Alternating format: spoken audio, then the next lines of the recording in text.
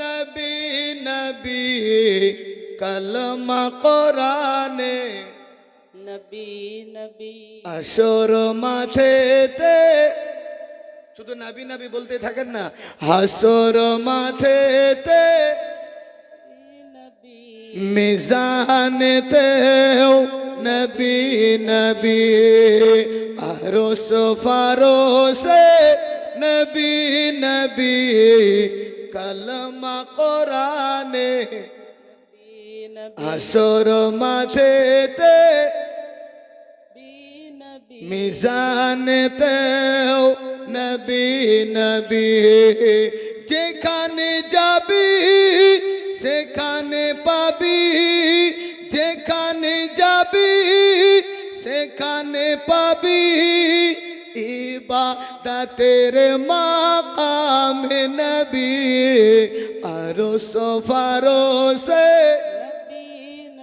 কলমা কোরআনে হাসর মাঠেতে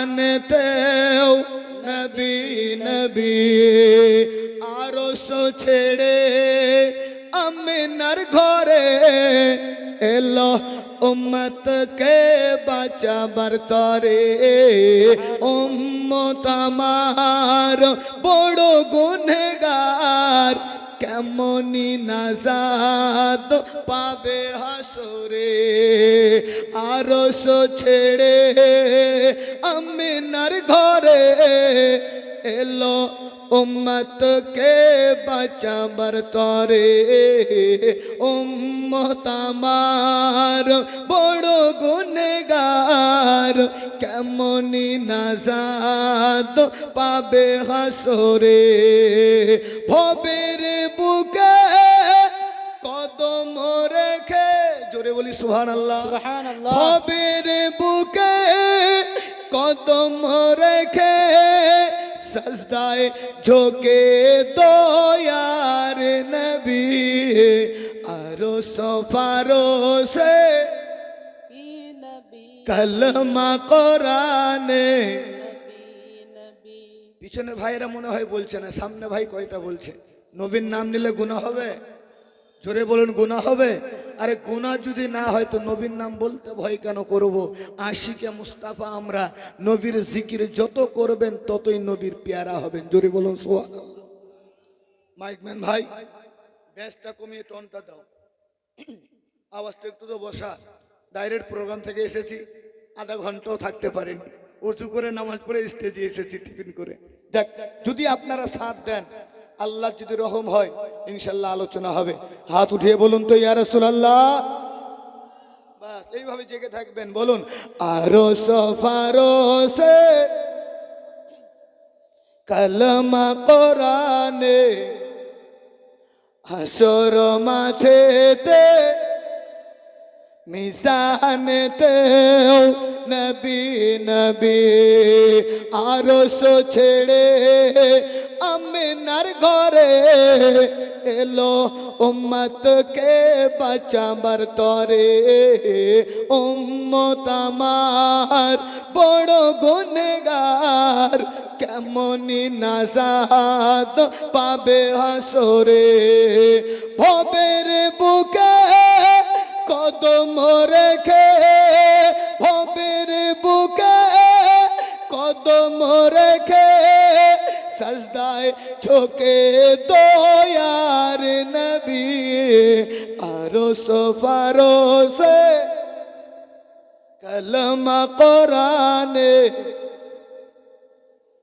কবরেতে আসবে নবী মাকামে মাহমুদ থাকবে নবী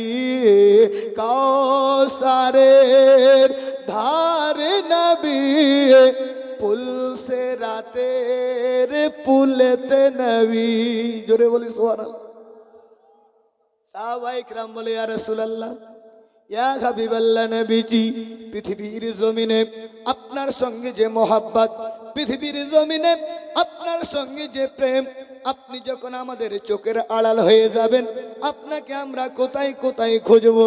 রাসূলুল্লাহ নুরি জবানে বলেছেন, বাবা হাসরের ময়দানে মিজানে তোমরা দেখবে, মিজানে না পেলে পুলসেরাতে চলে আসবে, পুলসেরাতে যদি না পাও চলে যাবে হাউজে কাউসারে। আমি নবী মুহাম্মদ কাউসারের পেয়ালা নিয়ে দাঁড়িয়ে থাকবো, আমার আশিকরা আসবে, আমার প্রেমিকরা আসবে, আমি নবী নিজেই কাউসারের পানি পান করাবো। আর একটু জোরে হবে না সুবহানাল্লাহ?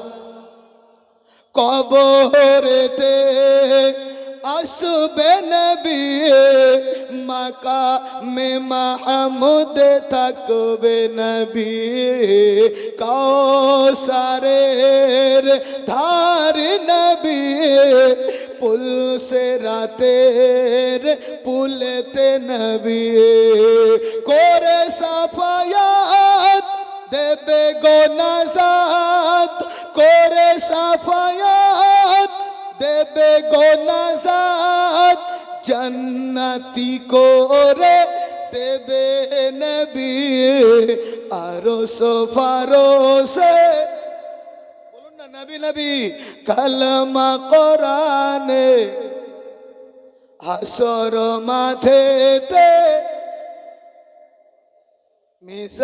মিজানেতেও নবী নবী। সে ছন্দ কবি কত সুন্দর ভাষায় লিখছেন, পাহাড়ের উপরে 3 দিন ধরে নবী কাঁদেন উম্মতের তরে। জোরে বলো সুবহানাল্লাহ।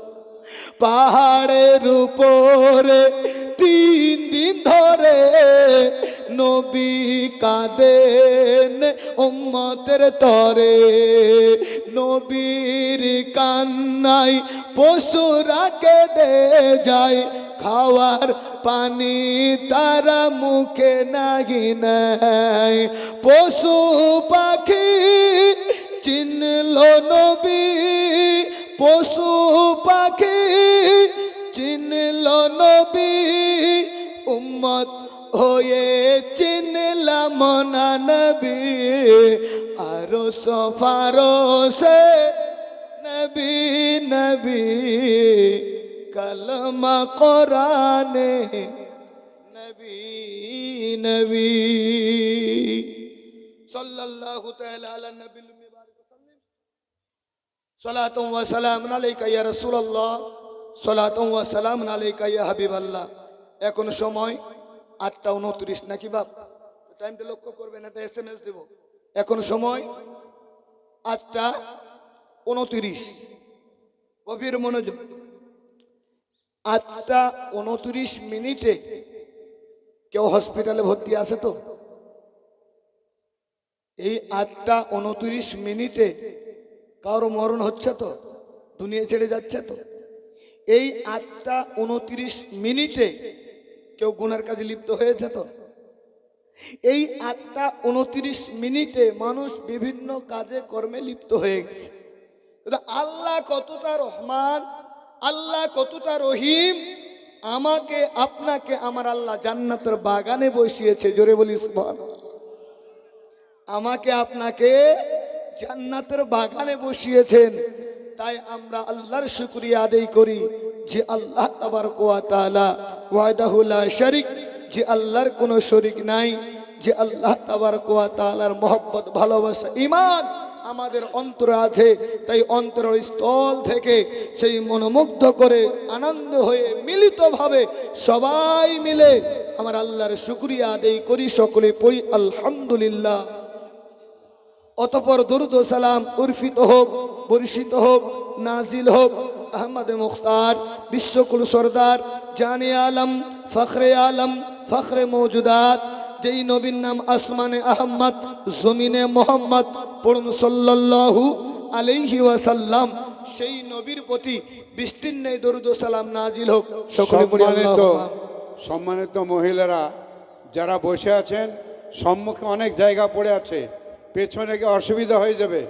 আর একটু পরেই বহু লোকজন চলে আসবে, তা আপনাদেরকে অনুরোধ করা হচ্ছে, বিশেষ করে মহিলাদেরকে, আপনারা সম্মুখে চলে আসুন, আপনারা সম্মুখে চলে আসুন। এই মহিলাদেরকে বলা হচ্ছে আপনারা সম্মুখে চলে আসুন, পেছনে অসুবিধা হচ্ছে অনেকের। আপনারা চলে আসুন।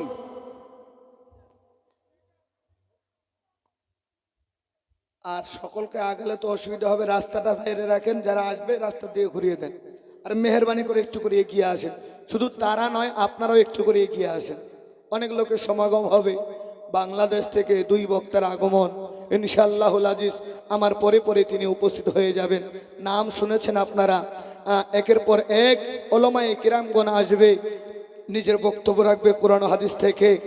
আপনাদের একটাই কামনা, একটাই উদ্দেশ্য, বক্তারা এসে কিছু দেবে আর আমরা কিছু নেব, তাই না বাপ?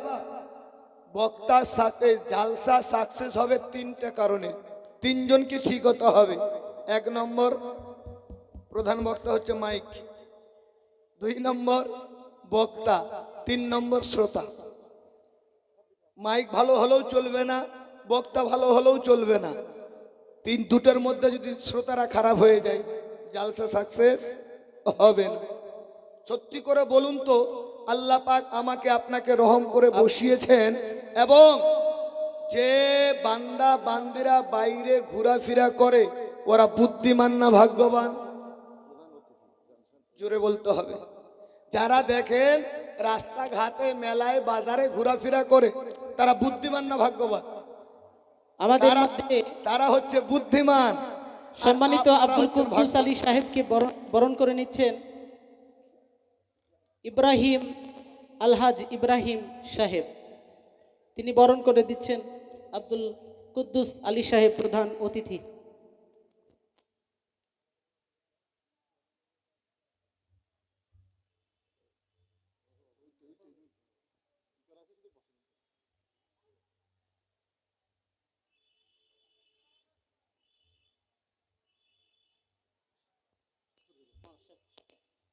আর কিছু আছে? আলোচনার মাঝে কথা বললে ডিস্টার্ব হয়। জি, কি বলতে যাব একটা বুঝাচ্ছি, পয়েন্ট আলাদা লেগে যায়, বরণগুলো আগে করে নিতে হয়। যাই হোক, আলোচনা কিছুটা করব। যে আয়াতি কারিমা আমি তেলাওয়াত করেছি বাপ, সর্বপ্রথম যে আয়াতি কারিমা তেলাওয়াত করেছি, এই আয়াত নিয়ে আমার রাসূলুল্লাহর সিরাত নিয়ে মাত্র 10টা মিনিট আলোচনা করব। যদিও আপনারা হ্যাম্বিলে দেখেছেন জীবনী বক্তা, নাকি বলেন? জীবনী বক্তা, তো জীবনীর মধ্যে একটা সিরাত আমার রাসূলুল্লাহর আমি তুলে ধরব, আর দ্বিতীয় আয়াতে আমি ফিরে আসব যতটুকু সময় আমাকে দিয়েছে, যদি সময় পাই ইনশাআল্লাহুল আজিজ। তবে আমি বুঝাতে চাইছিলাম, যারা বাইরে ঘোরাফেরা করছে মেলায়, রাস্তাঘাটে, তারা বড় বুদ্ধিমান, আর যারা প্যান্ডেলের ভিতরে ঢুকে গেছে তারা বড় ভাগ্যবান, অতি ভাগ্যবান আপনারা। আব্বাজি আমার, আজ ভদ্র সমাজে একটা SMS শুধু বুঝাবো আর আলোচনায় ঢুকে যাব। মমিন মুসলমান ইমানদার হওয়ার পরে মানুষের মাঝে কোন জিনিসটা ফরজ জানা আছে কারো?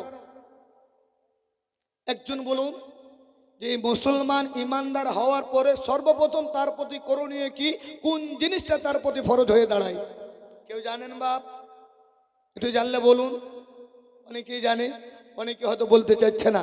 তো সর্বপ্রথম মমিন মুসলমান ইমানদার হওয়ার পরে 1 নম্বর ফরজ কাজ হচ্ছে কোরআনের জ্ঞান রাখা, হাদিসের জ্ঞান রাখা। জোরে বলি সুবহানাল্লাহ। কিসের বললাম? এট ফার্স্ট কোরআন হাদিস। 99 ঘরের ছেলে মেয়ে কোরআনের দিক থেকে এখন পিছিয়ে আছে। কত সত্য তো বাপ? সত্য। একটু বুঝাচ্ছি, বুঝবেন।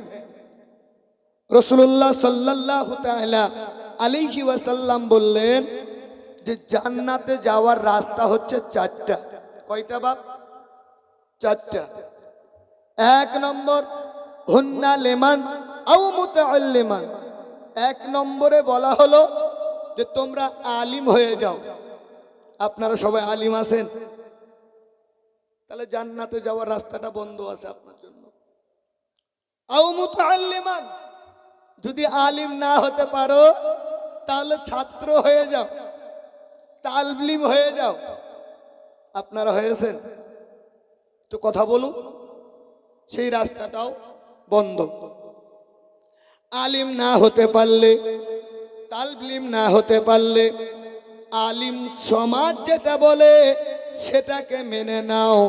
যদি তুমি সেটা মেনে নিতে পারো তবুও আল্লাহর জান্নাতে চলে যাবে। আচ্ছা, আলিম সমাজকে আমরা মানি? আমি বলছি মানেন না। বলে মৌলভী সাহেব কেন মানি না? 10,000 টাকা বেতনে মৌলভী রেখেছি, গ্রামবাসীরা খাওয়িয়েছি। বলুন তো, মৌলভীর কথায় গ্রাম চলে না গ্রামের কথায় মৌলভী চলে? তাহলে গ্রামের কথাই যদি মৌলভী চলে, তাহলে ওই রাস্তাটাও আপনার জন্য বন্ধ হয়ে গেল। কয়টা বন্ধ হলো? 3টা মনে রাখবেন। যদি আলিম না হতে পারো, তালবে ইলম না হতে পারো, আলিম সমাজকে না মানতে পারো, আও মুহিব্বান, তাদেরকে মোহাব্বত করো, ভালোবাসো। তুমি যদি তাদেরকে মোহাব্বত ভালোবাসতে পারো তবুও আল্লাহর জান্নাতে চলে যাবে। ভালোবাসি আমরা, এটাও হবে না। বলে কেন? বলে মৌলভীকেই যদি ভালোবাসতাম তাহলে চায়ের দোকানে মৌলভীকে নিয়ে গীবত করতাম না। ঠিক না বে ঠিক বলেন? পয়েন্টটা শুধু বুঝে যাবেন, ডোন্ট মাইন্ড করবেন না। আমি বুঝাতে চাইছিলাম 1 নম্বর ফরজ কাজ হচ্ছে ইলম। হাদিসে পাওয়া যায় তোলাবুল ইলমি ফরিদাতুন আলা কুল্লি মুসলিমিন ওয়াল মুসলিমা, to seek the knowledge compulsory for all Muslim man and women.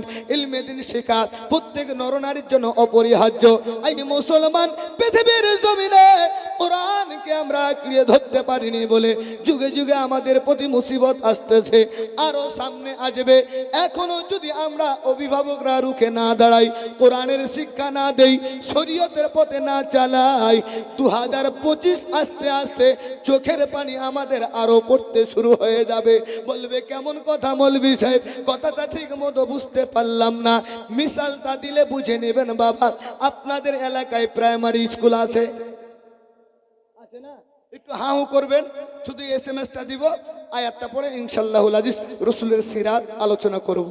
শুধু আমি আপনাদের একটু ব্রেনটাকে পয়েন্টটা দিচ্ছি যে আপনারা বুঝবেন, চিন্তা করবেন, কথাগুলো লাগাবেন, দেমাকে আনবেন যে হ্যাঁ, মাওলানা নজরুল দিনাজপুর থেকে এসে সর্বপ্রথম 4টা পয়েন্টের কথা বলেছিল এবং নিজের ছেলে মেয়েগুলোর কথা বলেছিল যে আজ বর্তমানের যুগে মুসলমানের ঘরের ছেলে মেয়ে যেভাবে চলাফেরা করছে, বাপ এখনো যদি রুখে না দাঁড়ায় তো সামনে আপনার মুসলমানের ঘরের ছেলে মেয়ে বলে পরিচয় দেওয়া যাবে না। স্কুলের কথা বলছিলাম যে প্রাইমারি স্কুলে মাঝে মাঝে ভিজিট করা হয়, হয়তো বা মাঝে মাঝে ভিজিট করা হয়, উপর মহল থেকে অফিসাররা আসে, যাচাই বাছাই করে কিভাবে লেখাপড়া হয়, ঠিক মতো আছে কি না আছে। তো হঠাৎ করে অফিসার বাবু ফোন করে বলছে, শোনো কালকে তোমার স্কুলে ভিজিট করা হবে। বলে তাই? বলে হ্যাঁ। ঠিক আছে স্যার, আসুন। তো ছাত্রদেরকে ডাক দিয়ে বলছে, এই কালকে আমাদের স্কুলে স্যার আসবে, স্কুলে ভিজিট হবে, ভালো ভালো ছেলেরা সামনে এসে বসবে, মোটা বুদ্ধা কালু তুই আসবি না। কারো নাম কালু থাকলে ডোন্ট মাইন্ড করবেন না। তো কালু মনে মনে বলছে যে জান যাক আর প্রাণ যাক, আমি কিন্তু স্কুল ছাড়বো না, আমি ভিজিটটা দেখবো, ভিজিটটা কি। সকালবেলা হলো, স্কুলের সময় হলো, বাবা সবাই গোসল করে স্কুলে রওনা হলো। ভালো ভালো ছেলেরা মেন গেট দিয়ে প্রবেশ করলো। মোটা বুদ্ধা গোলগোলে কালু আপনার জানলার ফাঁক দিয়ে বেঞ্চের নিচে বসে গেল। স্যার এসেছে, আসার পরে বলতেছে, বলো তো বাবু তোমাদের স্কুলে লেখাপড়া কেমন হয়? বলে স্যার খুব ভালো হয়। বলে যদি খুব ভালোই হয়ে থাকে তাহলে আমি একটা প্রশ্ন করছি, তুমি উত্তর দাও। আমি একটা প্রশ্ন করছি, তুমি উত্তর দাও। স্যার বলেন। বলে শোনো, জিনিস হবে একটা, বিভিন্ন জায়গায় নাম হবে আলাদা, উত্তরটা বলো। স্কুলের মাস্টার যে পড়ায় তিনি মনে মনে ভাবতেছেন, ইয়ার উত্তরটা আমি নিজেই জানি।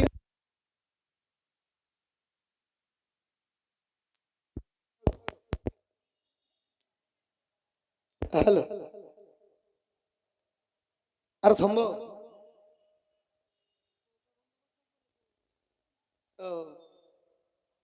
তবে আমার লাইফে এরকম ডিস্টার্ব হয়নি, আজকেই হয়েছে। আলহামদুলিল্লাহ, কিছু করার নাই, হতেই পারে, লাইনের ব্যাপার, মেশিনের ব্যাপার। তবে আমি কোনটা বলছিলাম, প্রশ্ন হবে একটা, বিভিন্ন জায়গায় নাম হবে আলাদা জিনিস, কিন্তু একটা বুঝে যাবে। উত্তরটা হবে নদী, কেউ নদী বলে, কেউ খাড়ি বলে, কেউ যমুনা বলে, কেউ সেতু বলে, কেউ ডাড়া বলে, কেউ বিল বলে, তো কেউ ঝিল বলে, যার যেটা ভাষা বলে, জিনিস হবে একটা। তো মাস্টার মশাই বলছে হায় রে হায়, ইয়ার উত্তরটা তো আমি নিজেই জানি না। তো আমার ছাত্ররা কি বলবে, 1 নম্বর তুমি বলো, 2 নম্বর তুমি বলো, 3 নম্বর তুমি বলো, 4 নম্বর তুমি বলো, 5 নম্বর তুমি বলো। মাথাগুলো উঁচু ছিল বাবা, নিচু হয়ে গেল, কেউ উত্তর দিতে পারলো না। পিছন দিক থেকে মোটা বুদ্ধা কালু বলতেছে স্যার এই উত্তরটা আমি কালু ভালো করেই জানি, এর উত্তরটা আমি কালু ভালো করেই জানি। বলে তাই? স্কুলের মাস্টার বলছে ভালো ভালো ছেলেরা পেল না, কালু পাবে মোটা বুদ্ধা গোলগোলা।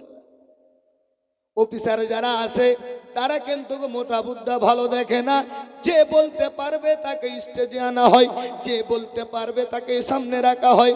ইশারা করে বলছে বেটা আসো, বলো তুমি বলতে চাইছিলে। বলে স্যার আপনি প্রশ্ন করেছেন, জিনিস হবে একটা, বিভিন্ন জায়গায় নাম হবে আলাদা, এর উত্তরটা হবে মাথার চুল। কি হবে? মাথার চুল। বলে ভাঙিয়ে দাও। বলে স্যার মাথায় থাকলে চুল হয়, আর একটু নিচে নামলে ভুরু হয়। জিনিস কয়টা?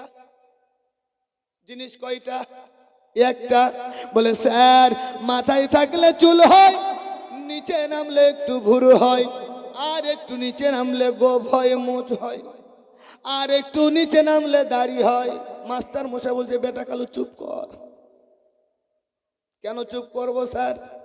বলে কালু রে কালু, এই দাড়ি পর্যন্ত ভদ্র সমাজে বলা যাবে, দাড়ি থেকে নিচে নামলে যেমন আর বলা যায় না, ঠিক তেমনি ভাবে স্কুলেরও মান সম্মান থাকে না, ডুবে যাবে।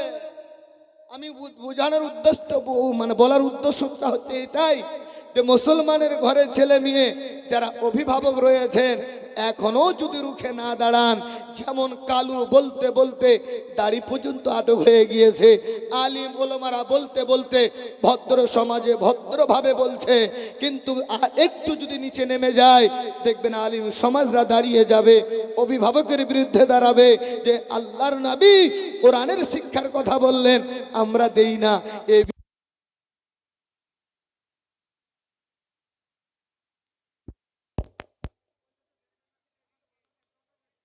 দরুদ পড়েন আল্লাহুম্মা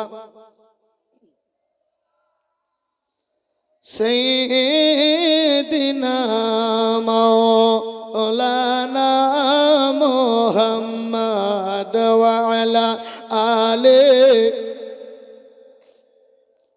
আলা আলি সাইয়্যিদিনা মাওলানা محمد صلى الله تعالى عليه وسلم قل يا أيها الناس إني رسول الله إليكم جميعا। হাবিব তুমি বলে দাও কাকে বলতে বলছেন? ইয়া আইয়ুহান নাস, মানুষ সকল। মানুষ মানে নাস মানে হচ্ছে মানুষ, আমানু মানে হচ্ছে ইমানদার, পৃথিবীর মানুষেরা ও রাইপাড়ার মুসলমানেরা গভীর মনোযোগ সহকারে শুনুন। ইয়া আইয়ুহান নাস ইন্নী রাসূলুল্লাহ ইলাইকুম জামিয়া। হাবিব তুমি বলে দাও, সকল মানুষকে বলে দাও আমি নবী সকলের তরফ থেকে তাশরীফ নিয়ে এসেছি, আমি তোমাদের সকলের তরফ থেকে রসুল এসেছি, রসুল এসেছি, রসুল এসেছি। রাইটার কারক বোঝায়, তাফসীরের মধ্যে পাওয়া যায় নাসের অর্থ হচ্ছে মানুষ, জৈনর জন্য, হিন্দুর জন্য, খ্রিস্টানের জন্য, বৌদ্ধর জন্য, পৃথিবীর জমিনে যত প্রকারের মানুষ আছে বাবা সকলের তরফ থেকে আমার আপনার রাসূলুল্লাহ তাশরীফ নিয়ে এসেছেন, রহমত হয়ে এসেছেন, দয়া হয়ে এসেছেন। সেই রাসূলুল্লাহর কথা, সেই রাসূলুল্লাহর সিরাত থেকে একটি কথা বলবো যা প্রতিটা মানুষের জন্য শিক্ষণীয় হয়ে যাবে। যাদের 5টা বেটা আছে, যাদের 3টা বেটা আছে, যাদের 4টা বেটা আছে, সকলের তরফ থেকে একটা শিক্ষণীয় ওয়াজ। এর সাথে রাসূলের মুজিজা আপনারা জানতে পারলেন যে যে কোরআন থেকে পাওয়া গেল আমার রাসূলুল্লাহ সাল্লাল্লাহু তাআলা আলাইহি ওয়াসাল্লাম সকলের জন্য তাশরীফ নিয়ে এসেছেন, রহমাতুল লিল আলামিন হয়ে এসেছেন। সেই নবীর উম্মত আমরা, সেই নবীর দরুদ পড়ি, সেই নবীকে সালাম করি, সেই নবীর কলমা পড়ি, সেই নবীর প্রতি বিশ্বাস রাখি। নবী জিন্দা সেটাও জানি, নবী আমাদের হায়াতুন নবী সেটাও জানি, নবী আমাদের রাসূলুল্লাহ সাল্লাল্লাহু তাআলা আলাইহি ওয়াসাল্লাম আমাদের অদৃশ্য সংবাদদাতা নবী সেটাও মানি। আব্বাজি আমার সিরাতটা শোনা নেন। রাসূলুল্লাহ সাল্লাল্লাহু তাআলা আলাইহি ওয়াসাল্লামের বয়স যখন হয়েছিল 6 বছর, মাতাহারা হয়েছেন। মায়ের পেটে যখন নবী ছিলেন পিতাহারা হয়ে গিয়েছেন। 6 বছরে আপনার মাতাহারা হয়ে গেছেন, মা হারা হয়ে গিয়েছেন। দাদুর কাছে লালিত পালিত হচ্ছিলেন সেই দয়ার নবী, মায়ের নবী, রহমাতুল লিল আলামিন নবী মুস্তাফার বয়স 8 হতে চলেছে বাবা। দাদু আব্দুল মুত্তালিব যে আপনার মক্কা নগরের পরেশগার ব্যক্তি ছিলেন, মক্কা নগরে আপনার বলা হয়েছে মক্কাকে পরেশগার ব্যক্তি ছিলেন, কাবা ঘর দেখভাল করতেন বাবা। সেই আব্দুল মুত্তালিবের বয়স মাদারিজুন নবুয়াতের মধ্যে লিখেছে কেউ বা 110 বছর, কেউ বা 120 বছর, কেউ বা 140 বছর। 3টা রাওয়ায়াত এসেছে বাবা মাদারিজুন নবুয়াতের মধ্যে, এই 3টা বর্ণনা রয়েছে। মানুষের যখন বয়স হয়ে যায় মানুষ বিভিন্ন টাইপের বিভিন্ন কথাবার্তা বলে থাকে। আব্দুল মুত্তালিব তিনি চিন্তা করছেন আল্লাহ মাহারা বাবা হারা মোহাম্মদকে আমি কাকে দেব, কার ভাগ্যে রেখে যাব, যাকে আমি সাথে রাখতাম, যাতে আমি ভাতে খাওয়াতাম, সর্বদা এই বিছানায় রাখতাম। বয়স তো অনেক হয়ে গেল, দুনিয়া থেকে আমাকে বিদায় নিতে হবে। রাখবো তো মোহাম্মদকে কার কাছে রাখবো? আবুল আহাবকে ডাকা হলো, হামজাকে ডাকা হলো, আব্বাসকে ডাকা হলো, আবু তালিবকে ডাকা হলো। বেটাদের সব বেটাগুলোকে ডেকে আব্দুল মুত্তালিব বলতেছে বেটা শোনো, বয়স তো অনেক হয়ে গেল, এই মাহারা এই বাবা হারা মোহাম্মদকে কে দেখভাল করবে বলো? আবুল আহাব দাঁড়িয়ে গিয়েছিল, আমি দেখভাল করব। হামজা দাঁড়িয়ে গিয়েছিল, আমি দেখভাল করব। আব্বাস দাঁড়িয়ে গিয়েছিল, আমি দেখভাল করব। আব্বাজি আমার সবাই যখন দেখভাল করার জন্য চাইলেন, আব্দুল মুত্তালিব তিনি মনে মনে চিন্তা করলেন কার হাতে সঁপে দেব, কার ভাগ্যে থাকবে, কে দেখবে না দেখবে। সবাই তো আমার মোহাম্মদকে চাইছে, তবে এরকম করলে হবে না, মোহাম্মদকে আমি ছেড়ে দেব। যার উড়ুতে গিয়ে বসবে সেই আমার মোহাম্মদকে লালিত পালিত করবে। সিরাতের বর্ণনা করার একটাই উদ্দেশ্য, বেটা কারো 4টে 5টা আছে তো বাপ, আছে তো। মরার আগে ফয়সালা করলে দুনিয়াও শান্তি হবে, কবরও ওই বেটা গিয়ে দোয়া করবে। আর দুনিয়ার মধ্যে যদি আপনি ভেজাল লাগিয়ে পৃথিবী থেকে বিদায় নেন, এক বেটা দোয়া দিলে আর এক বেটা গালি দিবে। কথা ঠিক না বে ঠিক? তাই মুরব্বী অবস্থায় পৃথিবীর জমিনে আপনি সুন্দর করে ফয়সালা করবেন। আব্দুল মুত্তালিব তিনি মনে মনে ভাবেন হামজাকে যদি দেই আব্বাস রাগ করবে, আব্বাসকে যদি দেই আবুল আহাব রাগ করবে, আবুল আহাবকে যদি দেই আবু তালিব রাগ করবে। না না না না, আমি এই কাজ করব না, আমি মোহাম্মদকে ছেড়ে দেব। যার উড়ুতে গিয়ে বসবে সে মোহাম্মদকে লালিত পালিত করবে। আব্দুল মুত্তালিব সব বেটাগুলোকে ডাক দিয়ে বলতেছে বেটা শোনো, আমি তো কাউরে মনে দুঃখে দিতে পারি না, তবে আমি আজকে মোহাম্মদকে ছেড়ে দিলাম। যার উড়ুতে গিয়ে বসবে সে লালিত পালিত করবে, কেউ দুঃখ করিও না। সবাই রাজি হয়ে গেল বাবা। আমার রাসূলুল্লাহকে ছেড়ে দিলেন, যেমনই ছেড়ে দেওয়া রাসূলুল্লাহ গুটি গুটি পায়ে গিয়ে আবু তালিবের আপনার উড়ুতে গিয়ে বসেছেন। আর যেমনি আবু তালিবের উড়ুতে গিয়ে বসেছেন সঙ্গে সঙ্গে তিনি শুকরিয়া আদায় করেছেন। জোরে বলি সুবহানাল্লাহ। শুকরিয়া আদায় করেছেন। যদিও জীবনের মধ্যে আর একটু লম্বা করা যায়, তাড়াতাড়ি করে যাচ্ছি আমি কিছু দেব বলে। রাসূলুল্লাহর একটা মুজিজা আছে এই জায়গাতে। এমন অবস্থায় আব্দুল মুত্তালিব তিনি তাকিয়ে আছে, আবু তালিবের উড়ুতে গিয়ে বসেছেন বাবা। যেমনই বসলেন হামজা দেখে আছে, আব্বাস দেখে আছে, আবুল আহাব দেখে আছে। আব্দুল মুত্তালিব বলছে বেটা আবুল আহাব রে, তুই তো ভালো করে লালিত পালিত করতে পারতিস না, কারণ তুই ধনী লোভী, তোর ধন সম্পত্তির প্রতি খেয়াল থাকবে, এই মাহারা বাবাহারা মোহাম্মদের প্রতি তোর খেয়াল থাকবে না। হামজা, তোর তো ছেলে নাই মেয়ে নাই, ছেলের মমতা তুই বুঝবি না। এই তোমরা কেউ রাগ করো না, আমার মোহাম্মদ যার উড়ুতে গিয়ে বসেছে, আমি আমি আব্দুল মুত্তালিব বলতেছি, আমিও বড় খুশি হয়েছি। এই মুসলমান ওই জায়গা থেকে সব চলে গেল। আব্দুল মুত্তালিব আবু তালিবকে ডাক দিয়ে বলতেছে, বেটা একটু আমার কাছে আসো। যেমনি কাছে এসেছে বাবা, সঙ্গে সঙ্গে বলে, বেটা রে আমার হাতের উপর একবার হাত দিয়ে দে। হাতের উপর হাত দিয়ে বলতেছে, জানো বেটা, এই বাবা হারা মা হারা মোহাম্মদকে নিয়ে আমি কতবার কোন দিকে গিয়েছি, সঙ্গে নিয়ে গিয়েছি বেটা। ভাত খেয়েছি, সঙ্গে নিয়ে খেয়েছি, বিছানায় শুয়েছি, সঙ্গে নিয়ে খেয়েছি। এই বেটা,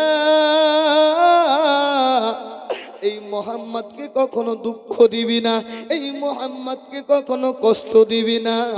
আজকে আমাকে হাতে হাত দিয়ে ওয়াদা কর, সাথে ভাতে সর্বদাই আমার মোহাম্মদকে সঙ্গে করে রাখবি। আব্দু তালিব বলতেছে, বাবা টেনশন চিন্তা করিয়েন না, আপনার ওয়াদা মোতাবিক মোহাম্মদকে আপনি রেখে দেব, সাথে ভাতে রাখবো, কোনো দুঃখ হতে দেব না। বিরাদার মিল্লাত ইসলামিয়া, কিছুদিন পর আব্দুল মুত্তালিব দুনিয়া থেকে বিদায় নিলেন। পড়ুন ইন্না লিল্লাহি ওয়া ইন্না ইলাইহি রাজিউন। তিনাকে দাফন করা হলো কাবা শরীফের পাশে মক্কা নগরে হুজুর নামে একটা জায়গায় দাফন করে দেওয়া হয়েছে। দাদু হারা রাসূলুল্লাহ সাল্লাল্লাহু তাআলা আলাইহি ওয়াসাল্লাম বাবা কান্নায় ভেঙে পড়েছে, শুধু কান্না করে আল্লাহ, মা হারালাম, দাদু হারালাম, কে আমার কাছে, আমি কার কাছে যাব, কাকে আমি দাদু বলে ডাকবো? দয়ার নবী মায়ার নবী রহমাতুল লিল আলামিন নবী মুস্তাফা শুধু কান্না আর কান্না, কান্না আর কান্না। আবু তালিব বলে, ভাতিজা কান্না করো না, তোমাকে আমি কখনো কষ্ট দেব না, তোমাকে আমি সর্বদাই সাথে রাখবো, চলো তুমি আমার বাড়িতে চলো। আব্বাজি আমার রাসূলুল্লাহ সাল্লাল্লাহু তাআলা আলাইহি ওয়াসাল্লাম আবু তালিবের বাড়িতে লালিত পালিত হচ্ছিলেন। আয় মুসলমান, মক্কার জমিনে বৃষ্টির অভাব হয়ে গেল।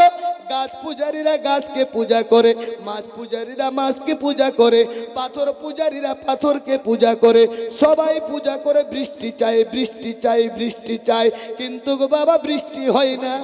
এক মুরব্বী ব্যক্তি হেঁটে হেঁটে এসে বলছে, শোনো, আগে আব্দুল মুত্তালিব বড় নেককার বান্দা ছিল, এই বুজরুগ বান্দা ছিল, এখন তার বেটা আবু তালিব রয়েছে, তার কাছে গিয়ে বলো, তার কাছে গিয়ে আরজি জানাও, নিশ্চয়ই আমাদের আল্লাহ বৃষ্টি দেবে। জোরে বলি সুবহানাল্লাহ, বৃষ্টি দেবে। কিছুদিন আগে, অর্থাৎ এই বর্ষাটা পার হয়ে গেল, নেটে দেখেছেন আপনারা যে বৃষ্টির জন্য দোয়া করা হচ্ছিল না বাবা? বৃষ্টির জন্য দোয়া করা হচ্ছে। একদল দোয়া বন্ধ করে আর একদল দোয়া চালু করে। এ মুসলমান, যখন মানুষের বিপদ হবে, আজকালকার মানুষ তো বাবা সুবিধাবাদ জিন্দাবাদ, নাকি বলে? সুবিধাবাদ জিন্দাবাদ। সুবিধা যেখানে মানুষ সেখানে, সুবিধা নাই মানুষকে পাবেন না। তো সবাই অবাক হয়ে গেল যে মুরব্বী মানুষটা যখন বলল, তো চলো তো আবু তালিবের বাড়িতে যাই। আবু তালিবের বাড়িতে গিয়েছে। তো হুজুর, কি হলো? বলতে, সবাই তো আমরা পূজা করছি, কেন বৃষ্টি হয় না, তো দোয়ার ব্যবস্থা করে না যাতে বৃষ্টি হয়। তারা ছিল মুশরিক, তাদের আকীদা, তাদের বিশ্বাস, আবু তালিব আব্দুল মুত্তালিব যদি দোয়া করে তাহলে বৃষ্টি হয়ে যাবে। আবু তালিব যদি দোয়া করে তাহলে তার বৃষ্টি হয়ে যাবে। তা আবু তালিব বলছে, ঠিক আছে যাও।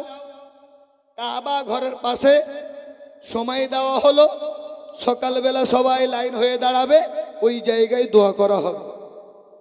আমার রাসূলুল্লাহ সাল্লাল্লাহু তাআলা আলাইহি ওয়াসাল্লাম রয়েছেন। সবাই চলে আসলো, রাত্রিবেলা ঘুমাতে যাচ্ছে। এ মুসলমান, আবু তালিবের ঘুম হয় না। মাথায় টেনশন থাকলে ঘুম হয় মানুষের? ঘুম হয় না। আমাদের সিস্টেম যেটা মানুষ এখন বর্তমানে সিস্টেম, মাথায় যদি একটু টেনশন হয় তো সাদা সাদা সিগারেট চলে। মানুষের যদি এখন টেনশন হয় এরকম লম্বা লম্বা কি পাওয়া যায় দোকানে, গ্রিলের ফাঁক দিয়ে দেয়, একটা বের করে নেয়, ঢক ঢক ঢক ঢক করে খেলো। মা মাসির কোনো খেয়াল থাকে না, কুকুরে মুতলো কি শিয়ালে খেলো কোনো খেয়াল থাকে না। বর্তমান সমাজে যেটা দেখা যাচ্ছে, বুঝাতে চাইছি যে আমাদের মাঝে যদি টেনশন হয়, চিন্তা হয়, দুঃখ হয়, সিগারেটে নয়, মদে নয়, তুমি একবার ওযু করে আল্লাহর কোরআনকে খুলে দেখো, তোমার দিলে শান্তি চলে আসবে। জোরে বলি সুবহানাল্লাহ। আব্বাজি আমার রাসূলুল্লাহ সাল্লাল্লাহু তাআলা আলাইহি ওয়াসাল্লাম বলে, চাচা কি হলো? বলে তুই বুঝবি না, তুই ঘুমা। বলে কেন বুঝবো না চাচা, আমি তো শুনলাম নিজ কানে। তবে শুনেছিস তো ভালো কথা, মাথায় আমার টেনশন আছে, যদি কালকে বৃষ্টি না হয় মক্কার লোকেরা আমাকে সম্মান করবে না, মক্কার লোকেরা আমাকে ইজ্জত করবে না।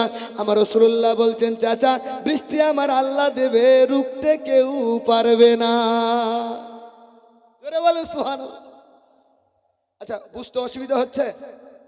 অসুবিধা হচ্ছে না? না, আমার একটু আওয়াজটা বসা আছে বলে একটু আস্তে আস্তে বলছি।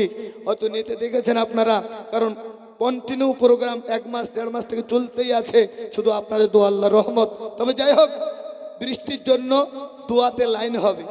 সকালবেলা হলো, সকালবেলা বের হবে এমনই অবস্থায় দোয়ার উদ্দেশ্যে।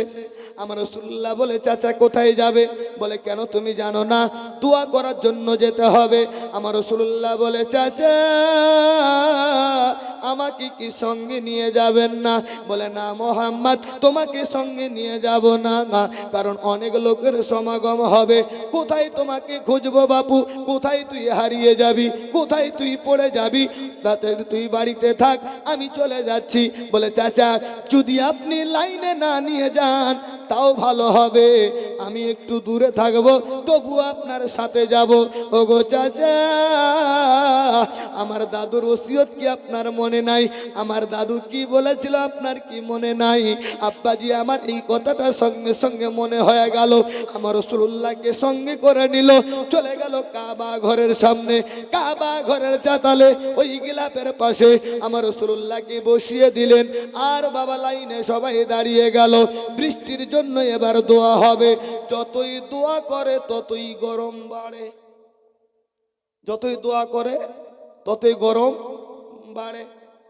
নতুন নতুন নামাজি যদি হয় আর মসজিদে যদি সূরা ইয়াসিন ইমাম সাহেব ধরে, পিছন দিক থেকে সিগন্যাল পড়ে ওরা কি করে না বাস্তব, তার মানে ও বলতে যেতে শর্ট করো শর্ট করো। ও দাঁড়িয়ে আর কত থাকবে? তো গাছ পূজারীরা মাছ হুড়াহুড়ি শুরু করে দিচ্ছে, এইভাবে হুড়াহুড়ি করছে, কই রে কই রে, হুড়াহুড়ি করছে।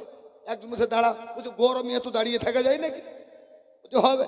হুড়াহুড়ি করতে করতে করতে করতে আমার রাসূলুল্লাহ তাকিয়ে আছে, আল্লাহ আজকে যদি আপনি বৃষ্টি না দেন আমার চাচার বড় মান সম্মান চলে যাবে। আজকে যদি আপনি বৃষ্টি না দেন মক্কার লোকেরা আমার চাচাকে লাঞ্ছিত করবে, গাঞ্ছিত করবে, আমার চাচার কোনো ইজ্জত থাকবে না। আমার রাসূলুল্লাহ সাল্লাল্লাহু তাআলা আলাইহি ওয়াসাল্লাম বাবা এই শাহাদাত কচি উংলি উঠিয়েছেন।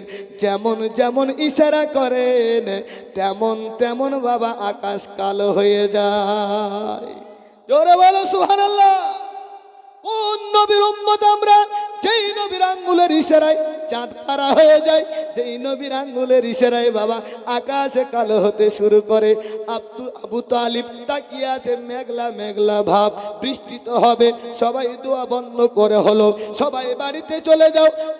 আবু তালিব ছুটে এসেছে, বলে মোহাম্মদ চলো তাড়াতাড়ি করে বাড়ি যেতে হবে, বৃষ্টি এখনই শুরু হবে। দয়ার নবী মায়ার নবী রহমাতুল লিল আলামিন নবী মুস্তাফা বলতেছেন, চাচা যতক্ষণ পর্যন্ত বাড়িতে যাব না ততক্ষণ পর্যন্ত বৃষ্টি হবে না। আরে জোরে বলো সুবহানাল্লাহ। মুজিজাবান নবী মুস্তাফা বাড়িতে পৌঁছিয়েছেন বাবা, বৃষ্টি শুরু হয়ে গেল। বৃষ্টি শুরু হয়ে গেল, বৃষ্টি শুরু হয়ে গেল। একদিন গেল, 2 দিন গেল, 3 দিন গেল, এত বৃষ্টি হলো, এত বৃষ্টি হলো যে নদ নদী খাল বিল যত ছিল বাবা সব ভরতে শুরু হয়ে গেল। মুশরিকরা, ইহুদিরা, হিন্দু, আপনার বলা হয়েছে গাছ পূজারীরা, মাছ পূজারীরা, সবার মধ্যে একটা ভরসা আসলো, এই আবু তালিব যেমন তেমন লোক নয়, তার কাছে আমরা যাব, আবার আরজি জানাবো, কারণ তার দোয়ায় বৃষ্টি হয়েছে। আবার তিনারা একত্রিত হয়ে আবার আবু তালিবের কাছে হাজিরি দিয়ে বলতেছেন, হুজুর, বলে কি হলো বলো? বলে এমন বৃষ্টি হতে লাগলো মক্কা নগরে বন্যা হয়ে যাবে, মক্কা নগরে প্রচন্ড বৃষ্টি হয়ে গিয়েছে, যদি বৃষ্টি না থামে পশু পক্ষী গাছপালা সব ধ্বংস হয়ে যাবে। এমন অবস্থায় আবু তালিব বলতেছে, ঠিক আছে, যা, নিয়মিতভাবে আবার ঠিক টাইমে দোয়া হবে। রাত্রিবেলায় শুয়েছেন বাবা, আপনার চাচা ভাতিজায় গল্প করে, কিন্তু ঘুম আসে না। বৃষ্টি তো হলো হলো, এবার বৃষ্টিটা বন্ধ করব কেমন করে? বৃষ্টিটা বন্ধ করব কেমন করে? এটা একটা টেনশন। দেখবেন যাদের গ্রামের মেম্বার আছে, প্রধান সাহেব আছেন, ওনাদের মাধ্যমে কিন্তু কাজগুলো হয় না? বোঝানোর জন্য বলছি, ওনাদের মাধ্যমে কাজগুলো হয়ে ওনারা বলেন কিছু কিছু মানুষ তিনাদের কাছে, এই তোর কাজটা আমি করেছি রে, আমি করেছি। করে কি বলে? কি বলে না? বলে। কাজটা কি আসলে ও করেছে না উপর মহল থেকে পাস হয়েছে? উপর মহল থেকে তো পাস হয়েছে, কাজটা এসেছে উনার হাতে। তো বৃষ্টি তো আল্লাহ দিল, এরা তো মুশরিকরা বুঝতে পারলো না বৃষ্টি হলো তো কেমন করে হলো। ওদের বিশ্বাস বৃষ্টি হয়েছে তো ওই আবু তালিবের দোয়াতে হয়েছে। কার দোয়াতে? আবু তালিবের দোয়াতে হয়েছে। ব্রাদার, রাত্রে ঘুম হয় না, চাচা ভাতিজা গল্প করে। আমার রাসূলুল্লাহ বলে, চাচা আপনি গর্ব করে বলছেন আপনার দোয়াতে বৃষ্টি, তবে ঠিক আছে, কালকে দেখা যাবে বৃষ্টি আপনি কেমন করে বন্ধ করেন। নিয়মিতভাবে সকালবেলা আবার তুই চাচা ভাতিজাই চলে আসলেন কাবা শরীফের গিলাফের কাছে।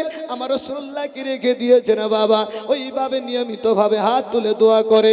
যতই দোয়া করে ততই বৃষ্টি বাড়ে, যতই দোয়া করে ততই বৃষ্টি বাড়ে। বেশিক্ষণ বৃষ্টিতে বাবা ভিজলে আপনার সর্দি হবে, জ্বর হবে, শরীর খারাপ হবে, আবার আগের মতো গুতাগুতি শুরু হয়ে যাচ্ছে। কি ব্যাপার রে, বৃষ্টি কেন বন্ধ হয় না? দীর্ঘক্ষণ সময় কেটে গেল। আবু তালিব চালাক ব্যক্তি ছিলেন বাবা। আবু তালিব বলতে, শোনো গো শোনো, তোমরা কেউ চোখ খুলে রাখবে না, সবাই চোখ বন্ধ করে দাও। কেউ চোখ খুলে রাখবে না, সবাই বন্ধ করে দাও। সবার চোখ বন্ধ হয়ে গেল, আর চোখ যেমনই বন্ধ হয়েছে বাবা, সেখান থেকে চলে গেছে আমার নবীর কাছে। জোরে বলি সুবহানাল্লাহ। কারণ আবু তালিবের বিশ্বাস, রাত্রিবেলা বলেছিল, মোহাম্মদ বৃষ্টি বন্ধ করবেন তো কেমন করে করবেন দেখা হবে। আব্বাজি আমার কথাটা মনে পড়ে গিয়েছে, মোহাম্মদের কাছে না গেলে কোনো ফয়সালা হবে না।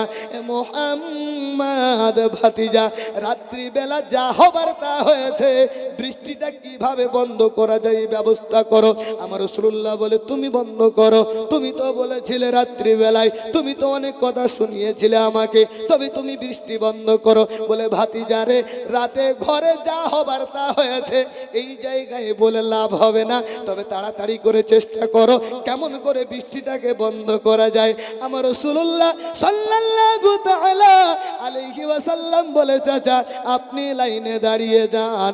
আমার আবু তালিব লাইনে দাঁড়িয়ে গিয়েছে।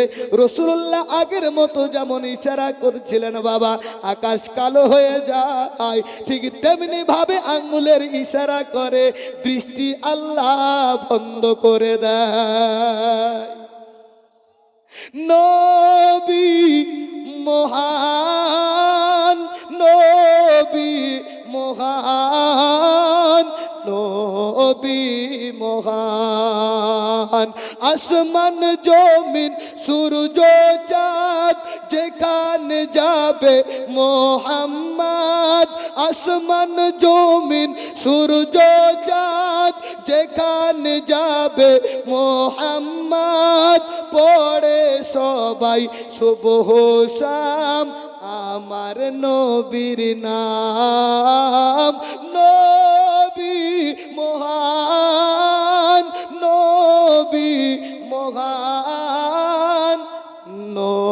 নবী মহান। জোরে বলি সুবহানাল্লাহ। একবার হাত উঠিয়ে বলুন ইয়া রাসূলুল্লাহ।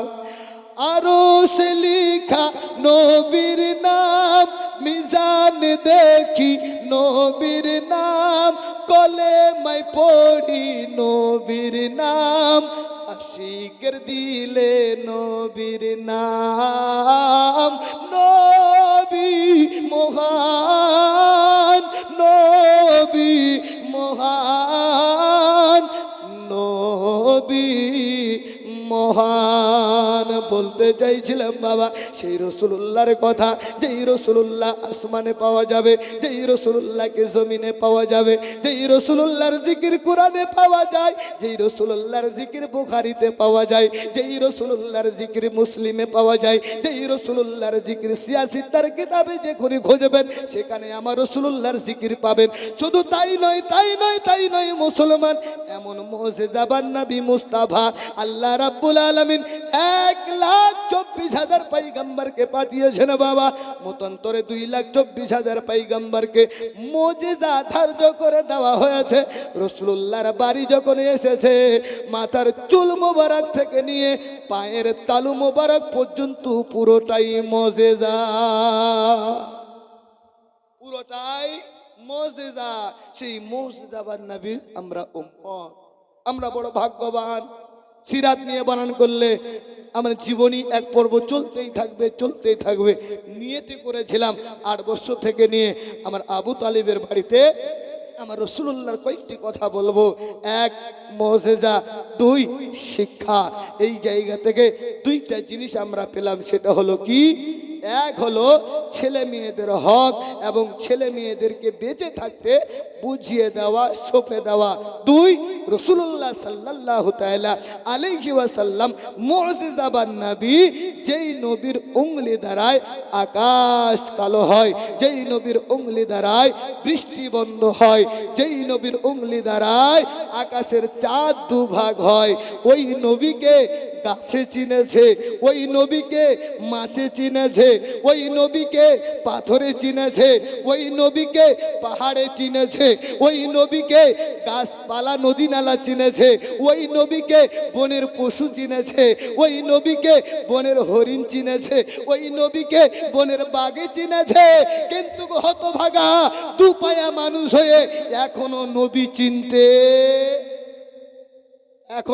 চিনতে পারলাম না। গোট পেরেছে কি? আসলে চিনতে পারেনি।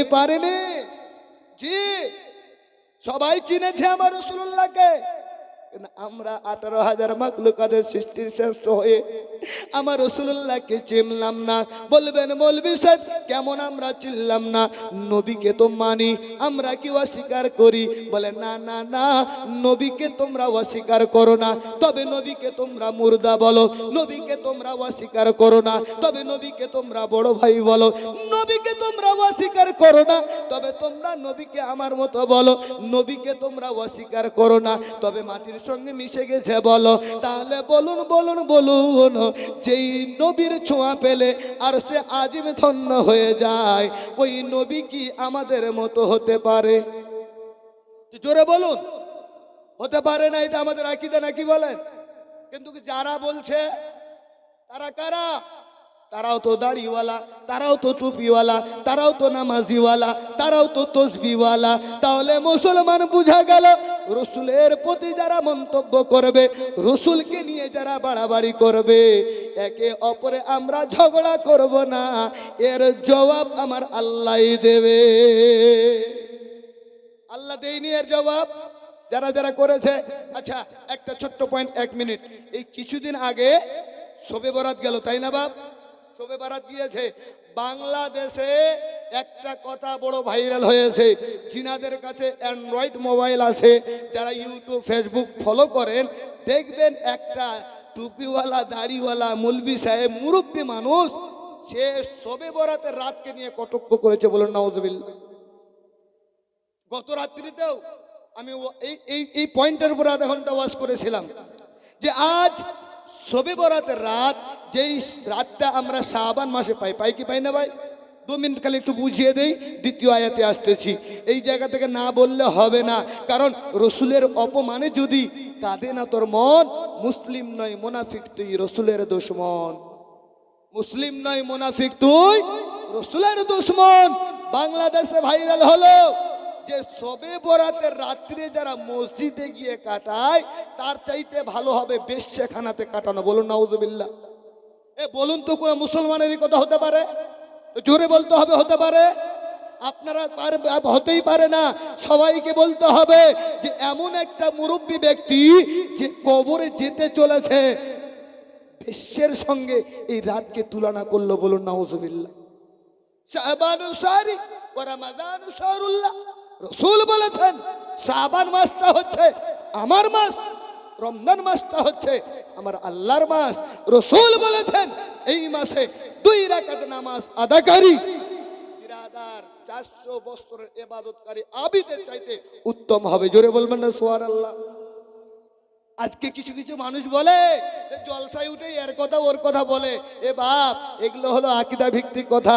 কোন মুসলমান যদি ওই ফজিলতপূর্ণ রাতকে, যেই রাতে বান্দা নফল ইবাদত করে, সেই রাতকে একটা বেশ্যে ঘরের সঙ্গে তুলনা করলো, কম কথা এটা?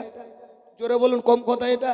যদি কেউ না দেখেন, জলসার পরে আমার কাছে যাবেন, আমি দেখিয়ে দেবো ভিডিওটা। আবার কালকে দেখলাম, গাড়িতে আসছি, উনি এসে এবার লাইভে বলতেছেন যে আমি যে কথাটা বলেছি হয়তো দুঃখ পেয়েছে, জবরদস্তি মুখ দিয়ে বেরিয়ে গেছে। আবার তওবা করছে, এসে আবার বলছে আরে এই কথাটা তুই আগে ভাবলি না যে এই কথাটা কত বড় গিয়েছে, যে সবে বরাতের রাত্রিটাকে নিয়ে তুমি কোটি কথা বললে। আনোয়ারুল বায়ান বলতে 2 নম্বর খণ্ড। আমি ছোট্ট একটা কথা বলে দিচ্ছি, হাত উঠিয়ে বলুন তো ইয়া রাসূলুল্লাহ। আরো জোরে বলুন ইয়া রাসূলুল্লাহ। সেখানে একটা ঘটনায় এসেছে, আপনি বুঝে যাবেন। তাহলে এই রাত্রিতে 5 রাকাত, 10 রাকাত, 15 রাকাত নয়, শুধুমাত্র 2 রাকাত। কয় রাকাত বললাম? 2 রাকাত নামাজ যদি কেউ পড়ে 400 বছরের আবিদের চাইতে বেশি নাকি আল্লাহ পাক দান করবে। জোরে বলি সুবহানাল্লাহ। কোথায় পাবো, কোথায় পাবো বর্ণনাটা? পেয়ে যাব আনোয়ারুল বায়ান 2 নম্বর খণ্ডের মধ্যে। রজব আপনার শাবান মাসের বর্ণনায় পেয়ে যাবেন। কি লিখতেছেন বাবা? তিনি লিখতেছেন ঈসা আলাইহিস সালাম রাস্তা দিয়ে হেঁটে হেঁটে যাচ্ছেন, চলতে চলতে দেখে একটা পাহাড় চকচক চকচক করে। যারা বাইরে গিয়েছেন বাবা, অনেক পাহাড় দেখা যায় পাথরগুলো চকচক করে না বাপ, দূর থেকে মনে হয় চকচক করতেছে। ওই জায়গায় ঈসা আলাইহিস সালাম পৌঁছে গেলেন পাথরের কাছে। পাথরের কাছে যখন পৌঁছে গিয়েছেন বাবা, দেখছে পাথর জ্বলতেছে জ্বলতেছে জ্বলতেছে।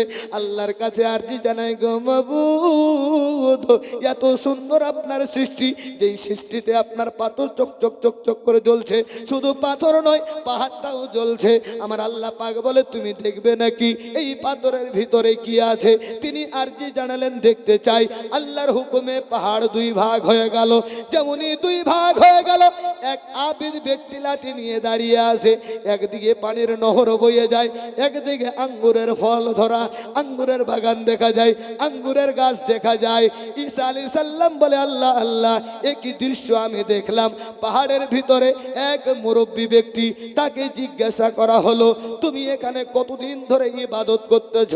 তিনি বলতেছেন হুজুর, আমি হচ্ছে মুসা আলাইহিস সালামের উম্মত, আমার এই জায়গায় ইবাদত করা হচ্ছে 400 বছর। 400 বছর ধরে আমি এই জায়গায় ইবাদত করি।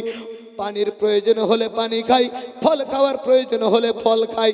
আমার আল্লাহ পাক এই পাহাড়ের ভিতরে রেখে দিয়েছেন। ঈসা আলাইহিস সালাম বলে আল্লাহ গো, 400 বছরের আবিদ এই পাহাড়ের ভিতরে ইবাদত করে, এর চাইতে তো আর নেককার বান্দা কেউ হতে পারে না, পারে না, পারে না। আমার আল্লাহ পাক ঈসা আলাইহিস সালাম কি জানিয়ে দিলেন, শোন আমার পয়গম্বর, এর চাইতে বেশি নেকি ইনকাম করবে, এর চাইতে বেশি নেকি আমি আল্লাহ পাক তাকে দেব। চার নসিবে শবে বারাত পাবে, আর ওই বরাতে রাতে 2 রাকাত নফল নামাজ পড়বে। জোরে বলুন সুবহানাল্লাহ। 2 রাকাত নামাজ পড়বে, আমি আল্লাহ এই 400 বছরের ইবাদতকারী আবিদের চাইতে বেশি নেকি দান করে দেব। কম বড় কথা? আর সেই রাতকে নিয়ে বিশ্বের সঙ্গে তুলনা করলো। ছি ছি ছি, এ তো মুসলমান নয়, পাক্কা এরা ইহুদির দালাল। দাড়ি টুপি দেখে বাবা মুফতি হইও না, দাড়ি টুপি দেখে নিজের জীবনকে গঠন করো না। দেখো ভিতরে রসুলের আদব আছে না নাই, দেখো ভিতরে আদব আছে না নাই। তবে যাই হোক, আল্লাহ পাক আপনাকে আমাকে বুঝার তৌফিক দান করুক, জোরে বলুন আমিন। চলুন, আমি আলোচনা করছিলাম, দ্বিতীয় আয়াতে আসবো। সিরাতে রসুল, রসুলের বর্ণনা আমি হক আদায় করে দিলাম, দুইটা আমি কথা বললাম। এবার আসুন আপনার জাহান্নামের কথা বলবো। সেই জাহান্নামের পাওয়ার কি হবে, সেই জাহান্নামে কি ঘটবে। অসংখ্য মায়েরা এসেছে, আব্বাজি আমার, সেই আমি কয়েকটা কথা বলবো। আল্লাহ রাব্বুল আলামিন কোরআনুল কারীমে বলে দিয়েছেন, ইয়া আইয়ুহাল্লাযীনা আমানু কু আনফুসাকুম ওয়া আহলিকুম নারা। আমার আল্লাহ পাক ইমানদারকে ডেকেছেন বাবা, কোনো বেঈমানকে ডাকে নাই। ইমানদারকে ডেকে ডেকে বলতেছে না, ইমানেরা শোনো, এই যারা যারা ইমান নিয়ে এসেছে শোনো, সর্বপ্রথম তোমরা নিজে বাঁচো, তোমার ছেলে মেয়েগুলোকে বাঁচাও জাহান্নামের আগুন থেকে। কোথা থেকে? এটা কথা বলেন, কোথা থেকে? জাহান্নাম দেখেছেন নাকি? জাহান্নাম দেখেননি, শুনছেন শুধু বর্ণনা, তাতে আমরা বিশ্বাস করেছি। কোরআনে পাওয়া যায়, হাদিসে পাওয়া যায়। আল্লাহ রসুল সাল্লাল্লাহু তাআলা আলাইহি ওয়াসাল্লাম এই জাহান্নামের ব্যাপারে কি বলেছে, একের পর এক শুনতে থাকবেন মুসলমান। আল্লাহর কোরআন এলান করে দিলেন, ইমানদার সর্বপ্রথম তুমি নিজে বাঁচো, নিজে বাঁচো, নিজে বাঁচো, তারপরে ছেলে মেয়েগুলোকে বাঁচাবে ওই জাহান্নামের আগুন থেকে। মুসলমান আব্বাজি আমার, বড় আফসোসের বিষয়, আমি তো নিজেই জাহান্নাম থেকে বাঁচতে পারি না, ছেলে মেয়েগুলোকে কিভাবে বাঁচাবো? বাঁচতে পেরেছি আমরা? ওইতে কালুর ঘটনাই বলে আসবে, ওই কালুর কথাটাই আসবে যে আজ আমরা এতটাই নিচু চলে গিয়েছি, নিজেই আমরা বাঁচিনি, তবে ছেলে মেয়েকে বাঁচাবো কি করে? নিজেই নামাজ পড়ি না, ছেলে মেয়েকে বলবো কি করে? নিজেই রমজান মাসে রোজা রাখি না, ছেলে মেয়েগুলোকে বলবো কি করে? এই মুসলমান ইমানদার দাবি করো, কিন্তু কাজ তোমার হয় না, তাহলে বুঝে নিতে হবে ওই জাহান্নামের আগুন, ওই জাহান্নামের আগুনে ঢুকতে হবে। অনেকে প্রশ্ন করে, মৌলভী সাহেব মুসলমান ইমানদার তো জান্নাতে যাবে, আমরাও বলি বাবা জান্নাতে যাবে। আল্লাহ রাব্বুল আলামিন জান্নাতকে তৈরি করেছেন বাবা মুসলমানের জন্য, কোনো বেঈমানের জন্য নয়, ইহুদির জন্য নয়, খ্রিস্টানের জন্য নয়। জান্নাতে যাবে ওই মুসলমানেরাই যাবে। তবে মৌলভী সাহেব, আমি তো কলেমা পড়েছি, আমি তো নবীর প্রতি ঈমান নিয়ে এসেছি, হাদিসে শুনেছি লা ইলাহা ইল্লাল্লাহ ফাদাখালাল জান্নাহ। রাসূল বলেছে কেউ যদি লা ইলাহা ইল্লাল্লাহ পড়ে নাই সে জান্নাতে প্রবেশ করবে। তবে আমি তো নামাজ পড়বো না, তবুও কি জান্নাতে যাব না? হ্যাঁ মুসলমান, নামাজ না পড়লেও জান্নাতে যাবে, রোজা না পড়লেও জান্নাতে যাবে, হজ না করলেও জান্নাতে যাবে। মানুষ সবাই খুশি এখন, তাই না? সবাই খুশি তো? নামাজ না পড়লেও জান্নাত, রোজা না করলেও জান্নাতি, হজ না করলেও জান্নাতি, যাকাত না দিলেও জান্নাতি। বলি এরকম মৌলভী সাহেব যদি আগে আসতো তাহলে তো অনেক দিনের কাজ বাকি হয়ে যেত, মানে থেকেই যেত। উল্টো বুঝবেন না মুসলমান, উল্টো বুঝবেন না। আমি বুঝাচ্ছি আপনাকে, জান্নাতে মুসলমানেরা যাবে, তবে ঠোকনটা আগে পড়বে। কি পড়বে? ঠোকন পড়বে, ঠোকন। ওই যে লিলিহান আগুন, কড়া আগুন, 1 নয় 2 নয়, পরপর 3000 আগুনটা জ্বালিয়েছে। কয় হাজার? 3000। প্রথম আগুনটা যখন জ্বালানো হলো, আগুনের রংটা সাদা হয়ে গেল। জাহান্নামের দারওয়ান মালিক আলাইহিস সালাম ডাক দিয়ে বলে, মাবুদ, আগুনের রংটা সাদা চলবে নাকি? আমার আল্লাহ পাক বলে না। আরো 1000 বছর আগুনটাকে জ্বালানো হলো, আগুনের রংটা হয়ে গেল লাল। জাহান্নামের দারওয়ান মালিক আলাইহিস সালাম ডাক দিয়ে বলতেছে, মাবুদ, আরো 1000 বছর জ্বালালাম, কিন্তু আগুনের রংটা লাল হয়ে গেল, চলবে নাকি?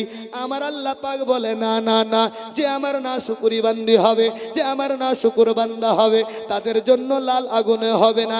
যেই বান্দাকে আমি যত্ন করে তৈরি করেছি, যারা আমার ইবাদত করে না, তাদের জন্য লাল আগুনে হবে না। যারা দুনিয়ার জমিনে আমার শুকরিয়া আদায় না করে আমাকে ভুলে চলেছে, এই লাল আগুনে হবে না। আরো 1000 বছর আগুনটাকে জ্বালাও। মালিক আলাইহিস সালাম যিনি হচ্ছেন জাহান্নামের দারওয়ান, আরো 1000 বছর আগুনটাকে জ্বালানো হলো বাবা। আগুনটা জ্বলতে জ্বলতে হয়ে গেল কালো।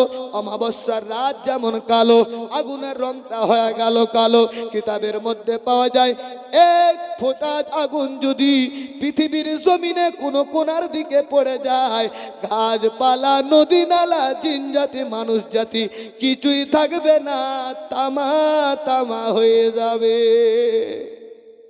কত পাওয়ারফুল এই জাহান্নামের আগুন!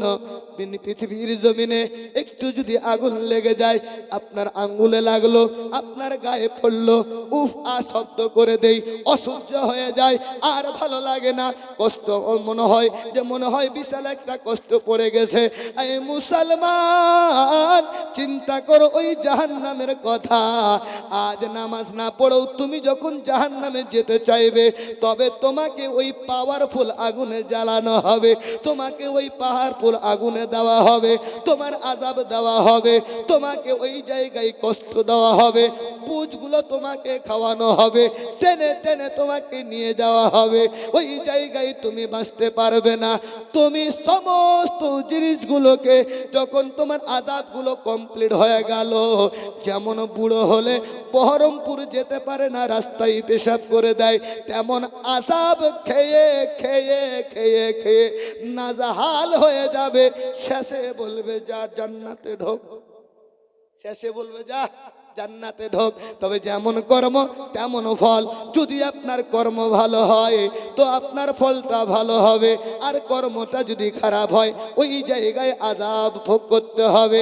এই জায়গায় সবাই বসে আছেন বাবা, কারো আছে ভাই, কারো আছে বন্ধু, কিন্তু ওই জায়গায় দেখা যায় একটা বন্ধু জাহান্নামের দরজায় দাঁড়িয়ে আছে, একটা বন্ধু জাহান্নামের দরজায় দাঁড়িয়ে আছে। ওই বন্ধু দেখতে পেয়ে বলে, হায় রে হায়, একে তো আমি রাইপাড়ায় দেখেছি, এ তো আমার বন্ধু ছিল, এ কেন আগুনে এই জায়গায় জাহান্নামে দাঁড়িয়ে আছে? ওগো আল্লাহ, আমি একটু তার সঙ্গে কথা বলবো। মালিক আলাইহিস সালামের কাছে গিয়ে বলবে, মালিক রে, আমি একটু কথা বলবো। জাহান্নামের দরওয়ান মালিক আলাইহিস সালাম বলবে, নোট এলাও, কথা বলার কোনো সুযোগ নাই। আবার বলবে, কথা বলবো, নোট এলাও, কথা বলার কোনো সুযোগ নাই। আবার 3 বারের বেলা যখন কথা বলার জন্য চাইবে, ও আমার আল্লাহ পাক জানিয়ে দেবে, মালিক রে, কথা বলতে চাইছে, বলতে দাও। সূরা মুদাসসিরের মধ্যে এসেছে বাবা, মা সালাকাকুম ফি সাকার, ক্বালু লাম নাকু মিনাল মুসাল্লিন ওয়া লাম নাকু নুতঈমুল মিসকিন ওয়া কুন্না নাখুদু মাআল খাইদিন ওয়া কুন্না নুকাজ্জিবু বিয়াউমিদ্দিন হাত্তা আতানাল ইয়াকিন। জোরে বলে সুবহানাল্লাহ। সূরা মুদাসসির 42, 43, 44, 45, 46 6টি আয়াত। সুন্দর করে বুঝবে। ওই জাহান্নামকে একটু ভয় করবেন বাপ। পৃথিবীর জমিনে মৌলবীকে ফাঁকি দিতে পারবেন, পৃথিবীর জমিনে মা বাবাকে ফাঁকি দিতে পারবেন, আর কাউকে ফাঁকি দিতে পারবেন, কিন্তু এমন একটা জায়গা ফাঁকি দেওয়ার কোনো জায়গা নাই। ইয়ে বলে, মা সালাকাকুম ফি সাকার, কি রে তোদের কিসে তোদেরকে নিয়ে এসেছে? উত্তর দিয়ে বলবে, ক্বালু লাম নাকু মিনাল মুসাল্লিন, পৃথিবীর জমিনে আল্লাহ হায়াত দিয়েছিল, নামাজ পড়তাম না। কি করতাম না? কি করতাম না? জোরে বলেন না কেন? নামাজ পড়তাম না। আশা করছি সবাই নামাজি আছে। এই তারজামাটা শোনেন, অন্তরের মধ্যে গাঁথেন। ইমাম সাহেবেরা কত কষ্ট করে মসজিদে খুতবা দিয়ে বলে, ভাই কল্যাণের দিকে আসো, নামাজের দিকে আসো, মন চাই না। ওই জায়গায় বলবে, মা সালাকাকুম ফি সাকার, কি রে তোদের কিসে দোজকে নিয়ে এসেছে? উত্তর দিয়ে বলবে, ক্বালু লাম নাকু মিনাল মুসাল্লিন, পৃথিবীর জমিনে আল্লাহ পাক হায়াত দিয়েছিল, নামাজ আদায় করতাম না, নামাজ পড়তাম না। ওয়া লাম নাকু নুতঈমুল মিসকিন, পৃথিবীর জমিনে আল্লাহ ধন সম্পত্তি দিয়েছিল, কিন্তু মিসকিনকে আহার্য দিতাম না। ওয়া কুন্না নাখুদু মাআল খায়দিন, অনার্থক লোকের সঙ্গে উঠা বসা করছিলাম। ওয়া কুন্না নুকাজ্জিবু বিয়াউমিদ্দিন, কিয়ামতকে অস্বীকার করে চলতাম। হাত্তা আতানাল ইয়াকিন, বেরেলি সরদার আলা হযরত ইশক মোহাম্মদ ইমাম আহমদ রাজা খান ফাজিল বেরেলভি আলাইহি রহমা, যিনি বেরেলি শরীফে আরাম করতেছেন, কনজুল ইমানে তরজমা করেন যে হাত্তা আতানাল ইয়াকিন, মউত আমার নিকটে পৌঁছে গেল বলে আমি জাহান্নামে চলে আসলাম। মউত আমার নিকটে পৌঁছে গেল বলে আমি জাহান্নামে চলে আসলাম। বিরাদার মিল্লাত ইসলামিয়া, এখান থেকে দুইটা পয়েন্ট আমি বেঁচেছি, দুইটা পয়েন্ট আমি বুঝাবো ইনশাআল্লাহ। হয়তো আমার সময় হয়ে যাবে, যেতে পারবো না অত দূরে, কিন্তু এই দুইটা পয়েন্ট মারাত্মক পয়েন্ট, এই দুইটা পয়েন্ট আমি বুঝাবো ইনশাআল্লাহ। এবার হাত উঠিয়ে বলা যাবে ইয়া রাসূলুল্লাহ, আরো জোরে বলো ইয়া রাসূলুল্লাহ। চোখেতে দেখিনি তোমায় কানে শুনেছি, ছোট্ট থেকে নবী তোমার প্রেমে পড়েছি। এই ছোট থেকে নবীর প্রেমে পড়েননি? দুইটা ছন্দ আছে, বলবো? কে কে শুনবেন না হাত দেখান তো। আলহামদুলিল্লাহ, আলহামদুলিল্লাহ, শুনতে চাননি। এটা একটা ঝোঁকে হয়েছে আর কি। বক্তব্য দিতে বলছে নারে তাকবীর আল্লাহু আকবার, নারে রিসালাত ইয়া রাসূলুল্লাহ, বলে শয়তান কা দামান, বলছে নেই ছোড়ে গেলে। মাঝে মাঝে হয়েই যায় আর কি। উনিও হয়তো ভাবছে যে মৌলী সাহেব হয়তো বলছে যে কে কে শুনবেন হাত তুলেন, ঝোঁকে উঠিয়ে দিয়েছে। কিন্তু এটাও একটা পরীক্ষা মাঝে মাঝে নিতে হয় দিমাগটাকে হাজির রাখার জন্য। হাত উঠিয়ে বলি ইয়া রাসূলুল্লাহ, চোখেতে দেখিনি তোমায় কানে শুনেছি, ছোট্ট থেকে নবী তোমার প্রেমে পড়েছি। মনের আশা কবে দেখা হবে নবীর সাথে, মন আমার পড়ে আছে দয়ার নবীর কাছে, মন আমার পড়ে আছে মায়ার নবীর কাছে। খোদার কাবায় ছিল নবী শুনেছি সাজদাতে, উটের ভুঁড়ি চাপিয়ে দিত মাথার উপরে। খোদার কাবায় ছিল নবী শুনেছি সাজদাতে, উটের ভুঁড়ি চাপিয়ে দিত মাথার উপরে। কষ্ট কত পেয়েছিল নবীজি আহারে, মন আমার পড়ে আছে দয়ার নবীর কাছে, মন আমার পড়ে আছে মায়ার নবীর কাছে। তায়েফে বাসি নাচিনিয়া পাথর ছোড়ে গায়, উম্মে জামিল কাটা বিছাই ফুটবে নবীর পায়ে।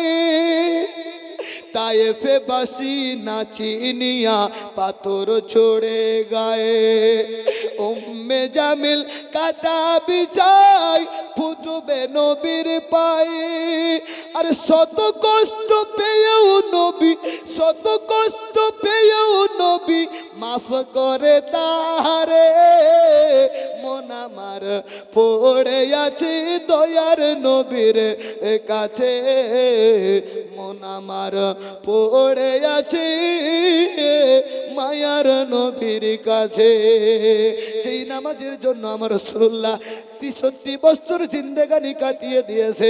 এই মুসলমান, সেই নামাজ থেকে আমরা দূরে রয়েছি। যেই রাসূলুল্লাহ আমার আপনার জন্য কান্না করেছে, ওই রাসূলুল্লাহর কথা শুনে কান্না আসে না, তার মানে বোঝা যায় এখনো পূর্ণভাবে আমরা ইসলামে আসতে পারলাম না। এই জায়গায় আমি বুঝাতে চাইছিলাম, আল্লাহ পাক ধন দিয়েছে কিন্তু মিসকিনকে আহার্য দিতাম না। মিসকিন আসছিল, দূর দূর করে তাড়িয়ে দিয়েছি। আব্বাজি আমার, তারপরে আয়াত বলা হচ্ছে ওয়া কুন্না নাখুদু মাআল খায়দিন, অনার্থক লোকের সঙ্গে উঠা বসা করেছি। এবার আমাদেরকে জানতে হবে অনার্থক লোকটাকে, অনার্থক লোক কাকে বলা হয়। এই মুসলমান গভীর মনোযোগ, জালসা জীবনী অনেক হয়েছে, এই জায়গাগুলো আপনাদের মেনটেন করতে হবে। যতই জীবনী জালসা বাড়ে ততই বাবা মসজিদ খালি হয়।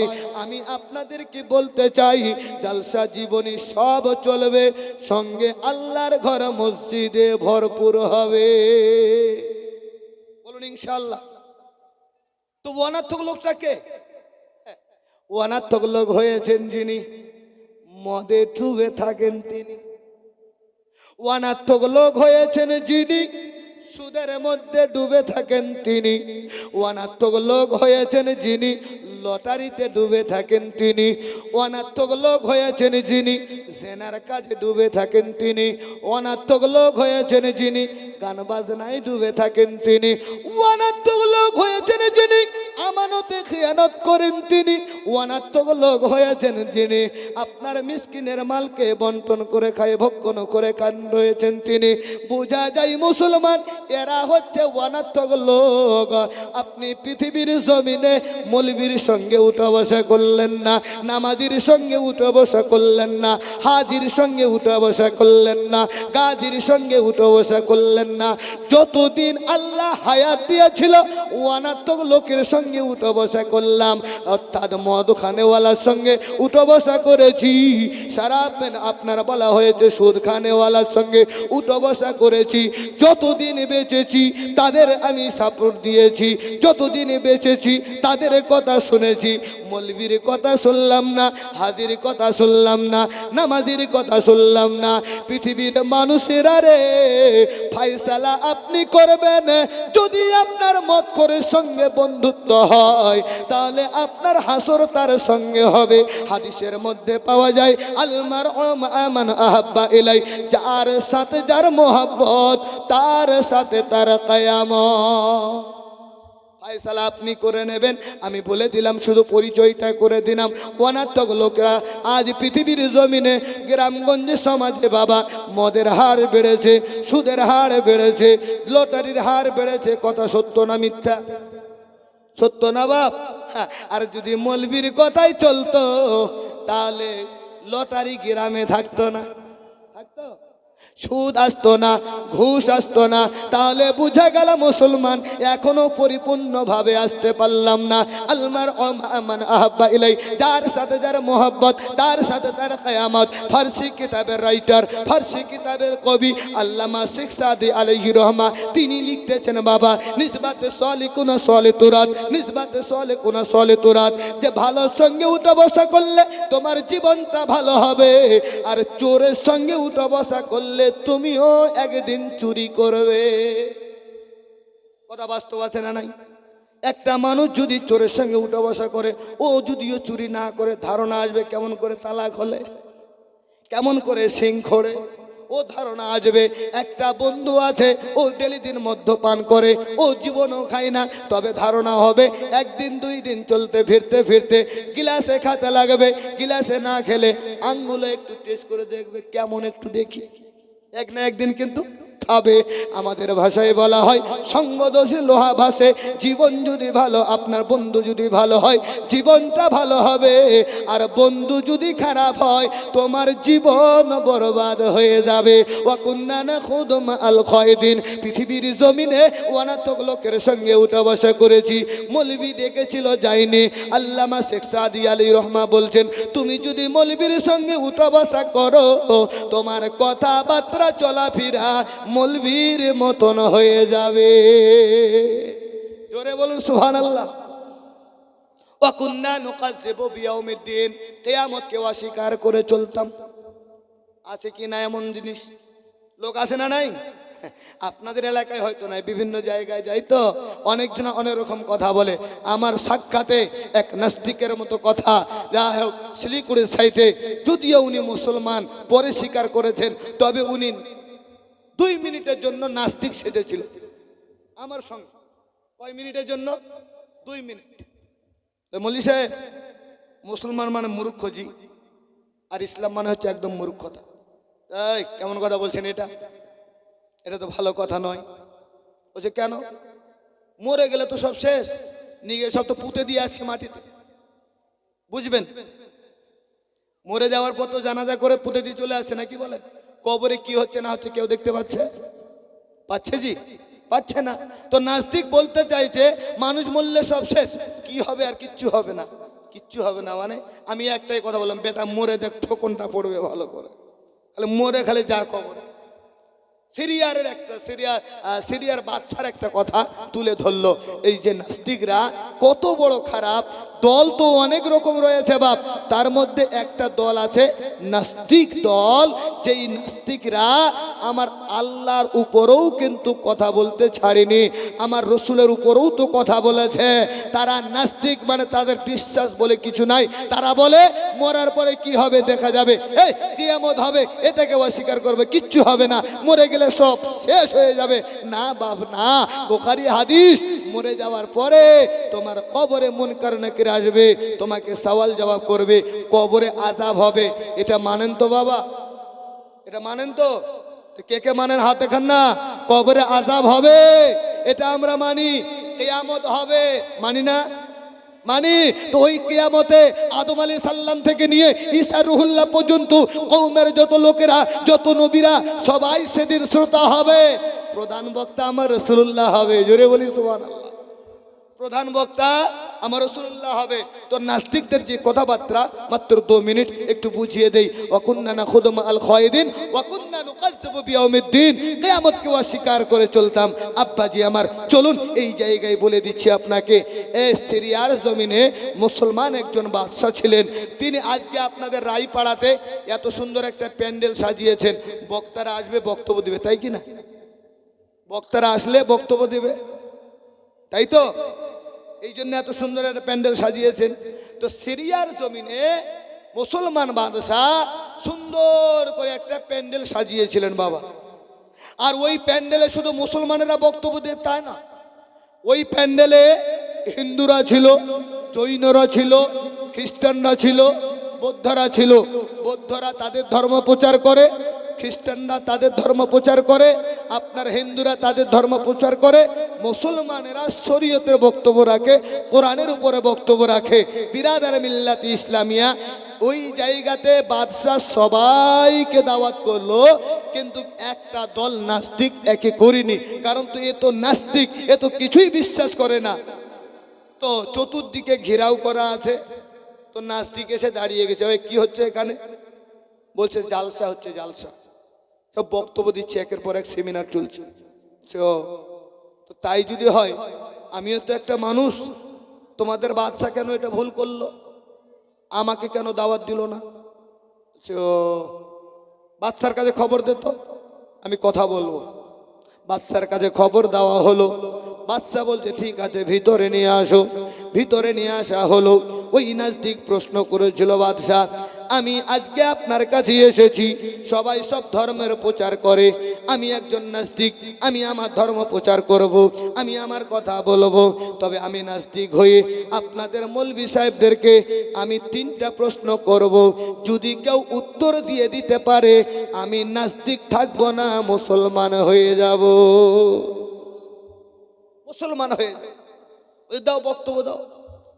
তো নাস্তিক যখন স্টেজে উঠেছে বাবা, বলছে বলো, তোমরা যাকে রব মানো, তোমরা যাকে আল্লাহ মানো, তোমরা যাকে রিজিক দাতা মানো, সে আল্লাহর আগে কে ছিল?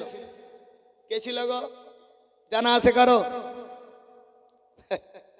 অসুবিধা হচ্ছে বুঝতে? শুনছেন না? আল্লাহর আগে কে ছিল প্রশ্ন। সবাই চুপ করে আছে। একজন উঠে গিয়ে বলছে, বাদশা এর মাথা খারাপ হয়ে গিয়েছে, তাড়াতাড়ি স্টেজ থেকে নামিয়ে দেন। তাই বলছে, বাদশা আমি বলেছিলাম না মুসলমান মানে হচ্ছে মূর্খ, ইসলাম মানে হচ্ছে মূর্খতা। লেখেন, আপনাদের মৌলবীরা বলতে পারেন। দ্বিতীয় প্রশ্ন বলছে, তোমরা যাকে রব মানো, তোমরা যাকে আল্লাহ মানো, সে এখন কোন দিকে দেখছে? মারাত্মক প্রশ্ন তো, মারাত্মক প্রশ্ন তো। আল্লাহ কোন দিকে দেখছে? কেউ বলতে পারে না। একজন গিয়ে বলছে, হুজুর স্টেজ থেকে নামিয়ে দেন, একের মাথা খারাপ হয়ে গেছে। এই যেই সে বলে দিচ্ছে। বলে, বাদশা পয়েন্টটা লেখেন। 2 নম্বরও পেল না। মুসলমান মানে হচ্ছে মূর্খ, ইসলাম মানে হচ্ছে মূর্খতা। 3 নম্বরে প্রশ্ন হলো, তোমার আল্লাহ এখন কি করছে? কেউ উত্তর দিতে পারলো না। নাস্তিকে বাবা বাহ বাহ করতে শুরু করে দিল। আমি জিতে গেলাম, আমার প্রশ্নে মুখোপিক্ষি কেউ হতে পারলো না। তিনার একটা গৌরব চলে আসলো, বাচ্চার প্র্যাকটিসে লেগে গেল।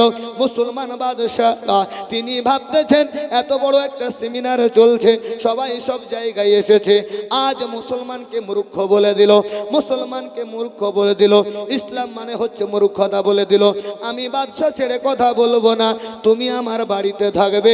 3 দিন সময় নেওয়া হলো, 3 দিনের মধ্যে কথাগুলো মোকাবিলা হয়ে যাবে। ওই নাস্তিক বলছে তাই হবে, তাই হবে, তাই হবে।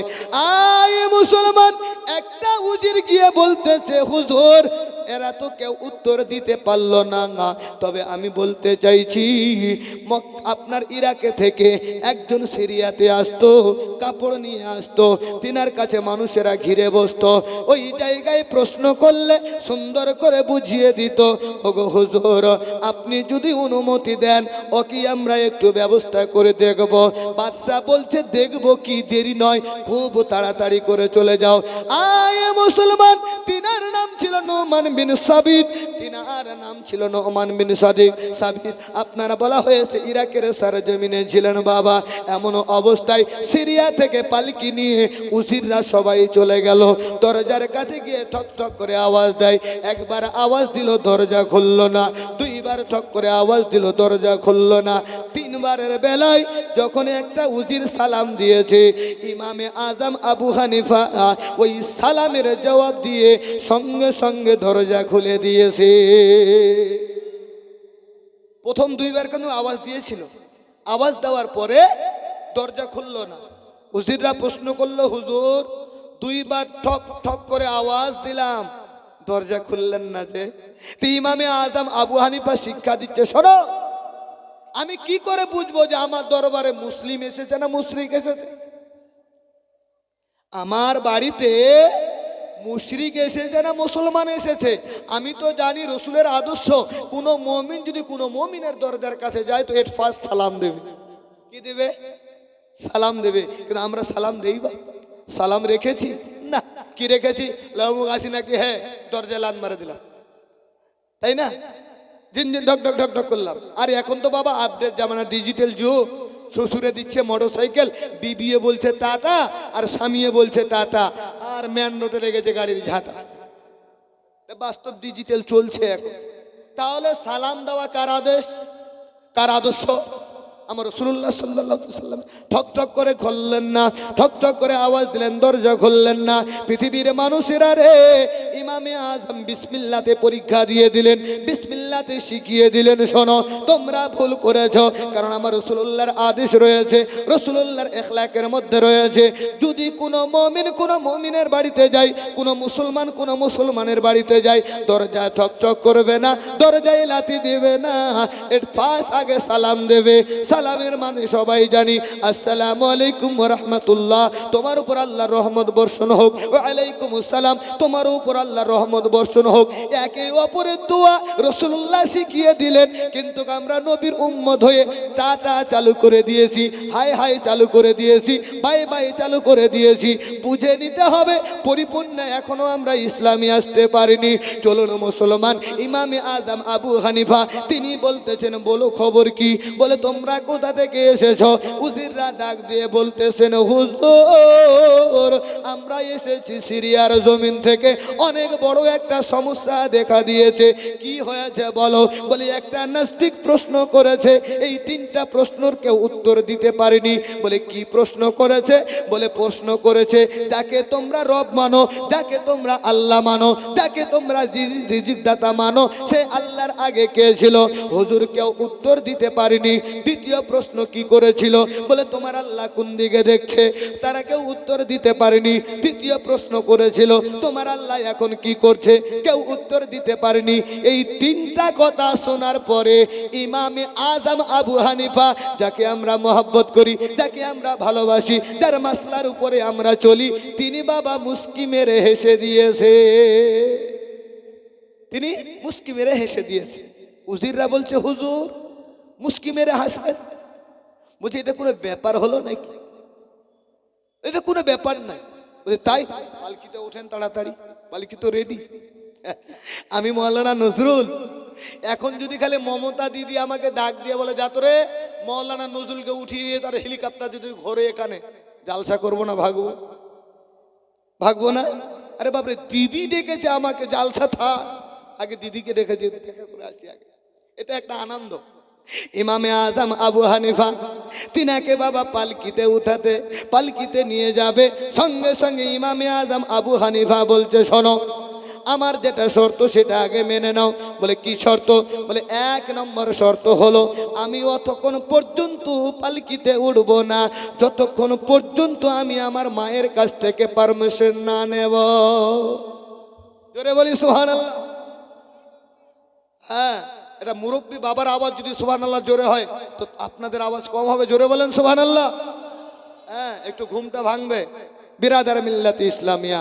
এবার ইমামে আজম আবু হানিফা বলছে শোনো, সিরিয়ার জমিনে যত রকমের মানুষ আছে সবাইকে প্যান্ডেলে আসতে বলবে। প্যান্ডেলে চেয়ার কটা? বলে 2-4টে হবে। বলে একটা চেয়ার থাকবে, আর কি হবে? বলে মোমবাতি আর মেজবাতি রাখবে, ইনশাআল্লাহুল আজিজ সময় মতো কাজ হয়ে যাবে। মায়ের কাছে যাচ্ছে না বাবা, মা তো সব কথা শুনে নিয়েছে। মায়ের কাছে গিয়ে বলছে মা একটিবার দোয়া করে দিবেন রে মা, আপনি একটু দোয়া করে দেবেন, আমি নিজের জন্য নয় মুসলমানদের প্রতি আঘাত করেছে, আমি যেন এই মুনাজারায় সাকসেস হতে পারি।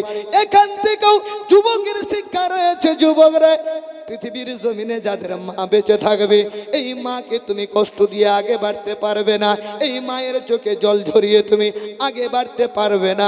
শিক্ষা নাও, যিনি হচ্ছেন আমাদের ইমাম, ইমামে আজম আবু হানিফা, তিনি মায়ের কাছে গিয়ে বলে মা একটিবার আপনি দোয়া করে দিন, দোয়া করে দিন, দোয়া করে দিন। হাদিসে পাওয়া যায় 3 ব্যক্তির দোয়া খুব তাড়াতাড়ি কবুল হয়ে যায়।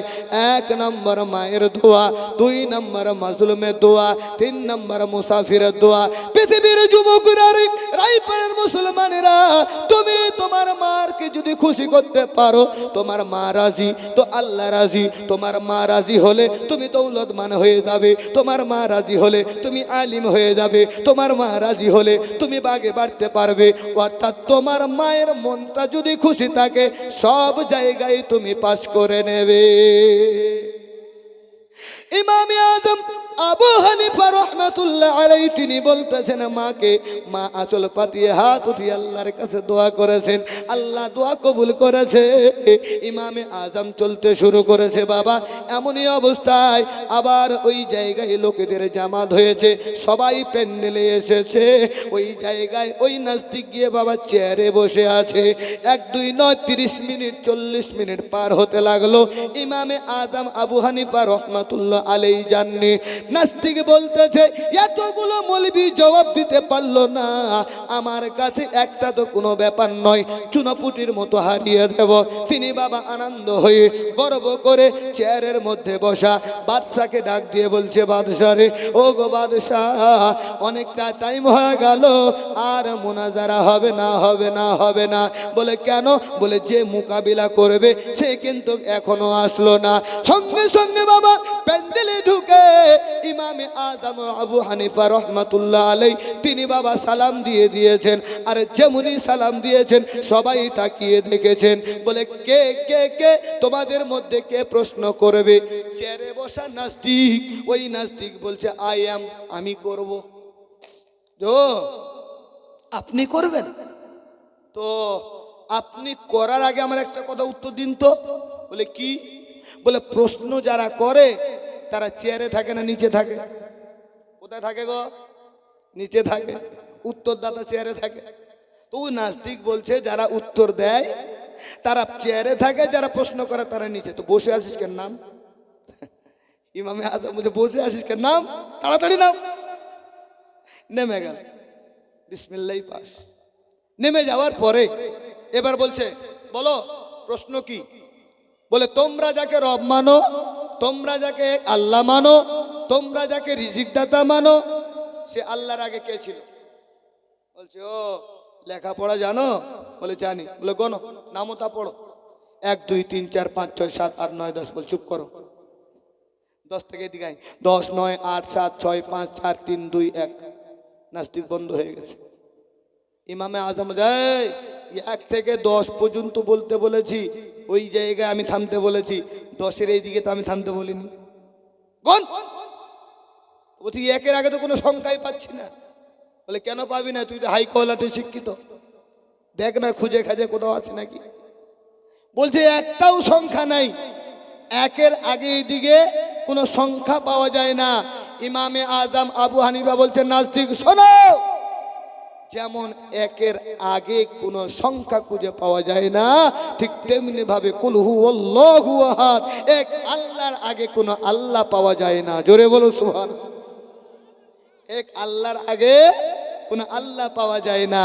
কুল হুয়াল্লাহু আহাদ আল্লাহুস সামাদ লাম ইয়ালিদ ওয়া লাম ইউলাদ ওয়া লাম ইয়াকুল লাহু কুফুয়ান আহাদ। জোরে বলি সুবহানাল্লাহ। এক আমার আল্লাহ।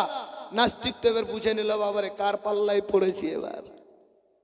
দেখবেন কিছু কিছু মানুষ আছে হাদিস কোরআন মানতে চায় না, আছে না? ও হিলিয়ে না বুঝলে কিলিয়ে বুঝিয়ে দেবেন যুক্তিতে, যা বুঝিয়েছেন আমাদের ইমাম। নাস্তিককে কিভাবে ওই জায়গায় টনটন করছে শুনুন। আজ যারা নাস্তিকের মতো প্রশ্ন করবে আপনাদের কাজে লাগবে। 2 নম্বর প্রশ্ন হলো, তাড়াতাড়ি করো, বলে 2 নম্বর প্রশ্ন হচ্ছে যে তোমাদের আল্লাহ কোন দিকে দেখছে? বলছে ও এটা, বলে হুসির, বলে হাজির আছি। বাদশাহ আনন্দ হয়ে গেল, বাবরে বাব এতদিন পর একজনকে পেয়েছি। বলছে দেখো মোমবাতিটা আর মেজবাতিটা হাতে দাও। দিয়েছেন, বলছে ধরা। নাস্তিকা ধরাতে চায় না, বাবরে একবার গনে গিয়ে ফাঁসে গেছে, গন্তিতে একবার ফেসে গেছে। আবার মোমবাতি জ্বালিয়ে যদি ফেসে যায় ও জ্বালাবে না। ইমামে আজম আবু হানিফা বাদশাকে ডাক দিয়ে বলছেন হুজুর, যদি ও আমার কথা নাই শোনে তো আমি উত্তর দেবো কেমন করে? তা বাদশা বলছে আয় ধরা ধরা। যেমনই হুমকি পেয়েছে ধরাচ্ছি হুজুর ধরাচ্ছি। মোমবাতি জ্বালা, মোমবাতি জ্বালিয়ে ইমামে আজম আবু হানিফা বলছে বল বল বল মোমবাতি কোন দিকে দেখছে? জোরে বলি সুবহানাল্লাহ। বল মোমবাতি কোন দিকে দেখছে? ওই নাস্তিক নিজেই বলছে মোমবাতি চতুর্দিকে দেখছে। বলে এই নাস্তিক শোন, আল্লাহর সৃষ্টি মোমবাতি যদি চতুর্দিকে আলো দেয়, চতুর্দিকে দেখে, যিনি আমার এক আল্লাহ ওয়াহদাহু লা শারীক, তিনিও চতুর্দিকে দেখে। জোরে বলো সুবহানাল্লাহ। কোন দিকে কম বেশি নয়, চতুর্দিকে আমার আল্লাহ দেখছে। নাস্তিক তো বাবা ফেসে গেল, নাস্তিক ফেসে গেল। বাপরে দুটোই যুক্তি একদম তো কারেক্ট।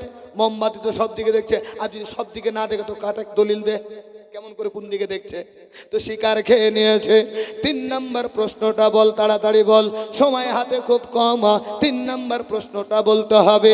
বলে 3 নম্বর প্রশ্নটা ছিল এই জায়গায় আমি বলেছিলাম তোমাদের আল্লাহ এখন কি করছে?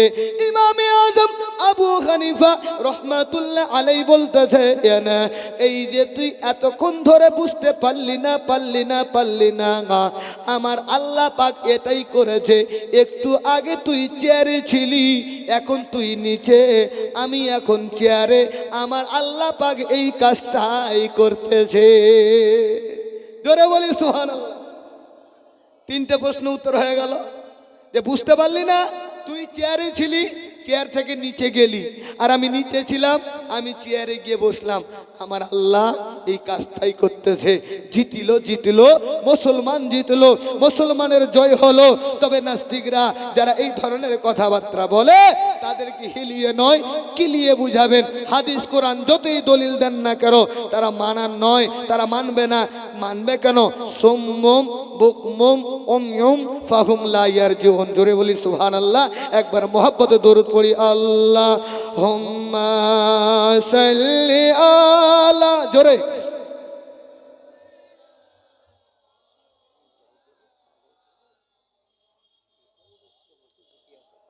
ওয়া আলা আলি সাইয়্যিদিনা মাওলানা মুহাম্মদ সাল্লাল্লাহু তাআলা আলাইহি ওয়াসাল্লাম ওয়া কুন্না নুকাজ্জিবু বিয়াউমিদ্দিন, কিয়ামতকে অস্বীকার করে চলতাম। হাত্তা আতানাল ইয়াকিন, মউত আমার নিকটে পৌঁছে গেল, বলে আমি জাহান্নামে চলে আসলাম।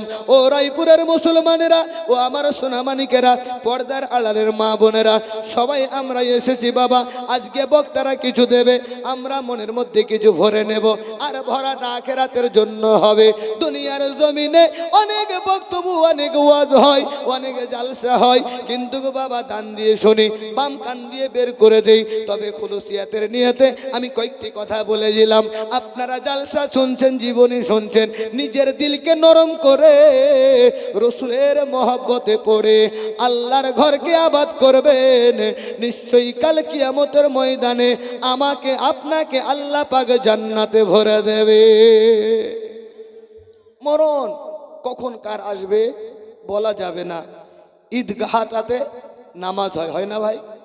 এটা তো ঈদগাহ নাকি বলেন? আর এই ঈদের দিনে কেউ যদি দোয়া করে আল্লাহ কবুল করে, জোরে বলুন সুবহানাল্লাহ। গ্রামবাসীরা সবাই মিলে আসবে, ঈদের দিনে নামাজ পড়বে, নামাজের পর আল্লাহর কাছে দোয়া চাওয়া হয় মিলিতভাবে। ঈদের দিনের দোয়া আমার আল্লাহ পাক কবুল করে, জোরে বলবেন না সুবহানাল্লাহ। 5টা রাতের 5টা দিনের দোয়া আমার আল্লাহ কবুল করে নেয়। 1 নম্বর হচ্ছে জুমারাত। জুমারাত বোঝেন তো? জুমারাতের দোয়া আমার আল্লাহ কবুল করে। শবে মেরাজের রাত্রিতে কেউ যদি দোয়া করে আমার আল্লাহ কবুল করে। শবে বারাতের রাত্রিতে যদি কেউ দোয়া কবুল করে আমার আল্লাহ সেই দোয়াকে কবুল করে। আর 2 ঈদের রাত্রিতে যে বান্দা বান্দি দোয়া করবে আমার আল্লাহ কবুল করবে, জোরে বলি সুবহানাল্লাহ। সেই ঈদগাহাতে আমরা বসেছি, আর ঈদগাহার একটু কাজ হবে। আছে কোনো বাপ 1000 টাকা আজকে এই জালসাতে ঈদগাহার উন্নতির জন্য দেবে? শুধু মহব্বতে চাইছি, কোনো এক নেক বান্দা ছুটে এসে 1000 টাকা এই ঈদগাহার ময়দানে দেবে। আব্বাজি আমার সোনামানিক, অনেক আশিক আছেন, অনেক প্রেমিক আছেন। আমি চেয়েছি এই ঈদগাহের জন্য যদি কেউ থাকে চট করে একজন উঠে যাবেন, একজন উঠে যাবেন, একজন 1000 টাকা নাই কেউ? এতগুলো আপনার বলা হয়েছে মুসলমান ভাই থাকতে যেই ঈদগাহাতে বেটারা, ছেলেরা, বাপেরা, মাস্টার বলেন, ডাক্তার বলেন, মিলিতভাবে নামাজ পড়া হবে এই ঈদগাহের উন্নতি কল্পে জলসা। যাই হোক, আমি আবদার করেছি 1000 টাকা পাবো না? নিশ্চয়ই পাবো, কারণ আমার দীর্ঘ বিশ্বাস দানি আছে এই মাহফিলের মধ্যে। আর দানের ব্যাপারে, সাদকার ব্যাপারে হাদিসে পাওয়া যায়, আর সাদকাতু তারাদ্দুল বালাই ফিল উমর। তোমরা সাদকা করবে, দান খয়রাত করবে, বাড়ি থেকে বালা মুসিবত দূর হয়ে যাবে, জোরে বলি সুবহানাল্লাহ। এই যে বাড়ি, এই গাড়ি, জমিদারি সবই তো তোমার থাকবে পড়িয়ে, সাদা কাফন পরাইবে তোমায় পাগল মন রে,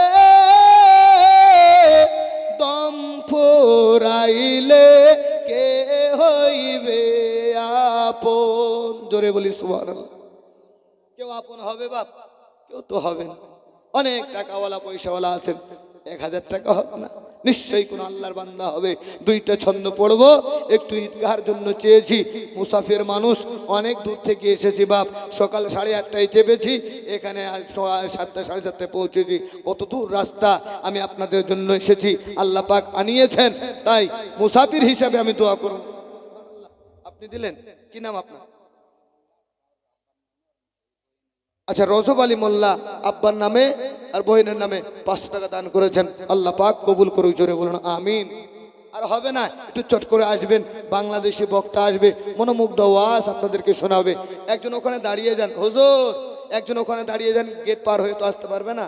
হ্যাঁ, সুবহানাল্লাহ সুবহানাল্লাহ। দেখেন অনেক দান আছে, 2টো ছন্দ পড়বো মনোমুগ্ধ করে। 500-1000 টাকা যদি থাকে বাপ, পকেটে একটু হাত দেবেন, আল্লাহ পাক এই দানের বাদৌলতে দেখবেন বালা মুসিবত দূর হয়ে যাবে, আপনাদের বরকতময় করে দেবে সংসারে, জোরে বলে আমিন। আল্লাহ পাক কবুল করুক। দেখেন আরো দান নিয়ে এসে, কি নাম, কি নাম, কি নাম? নূর ইসলাম, আলহাজ নূর ইসলাম, 1000 টাকা। নারে তাকবীর, নারে রিসালাত, সুবহানাল্লাহ।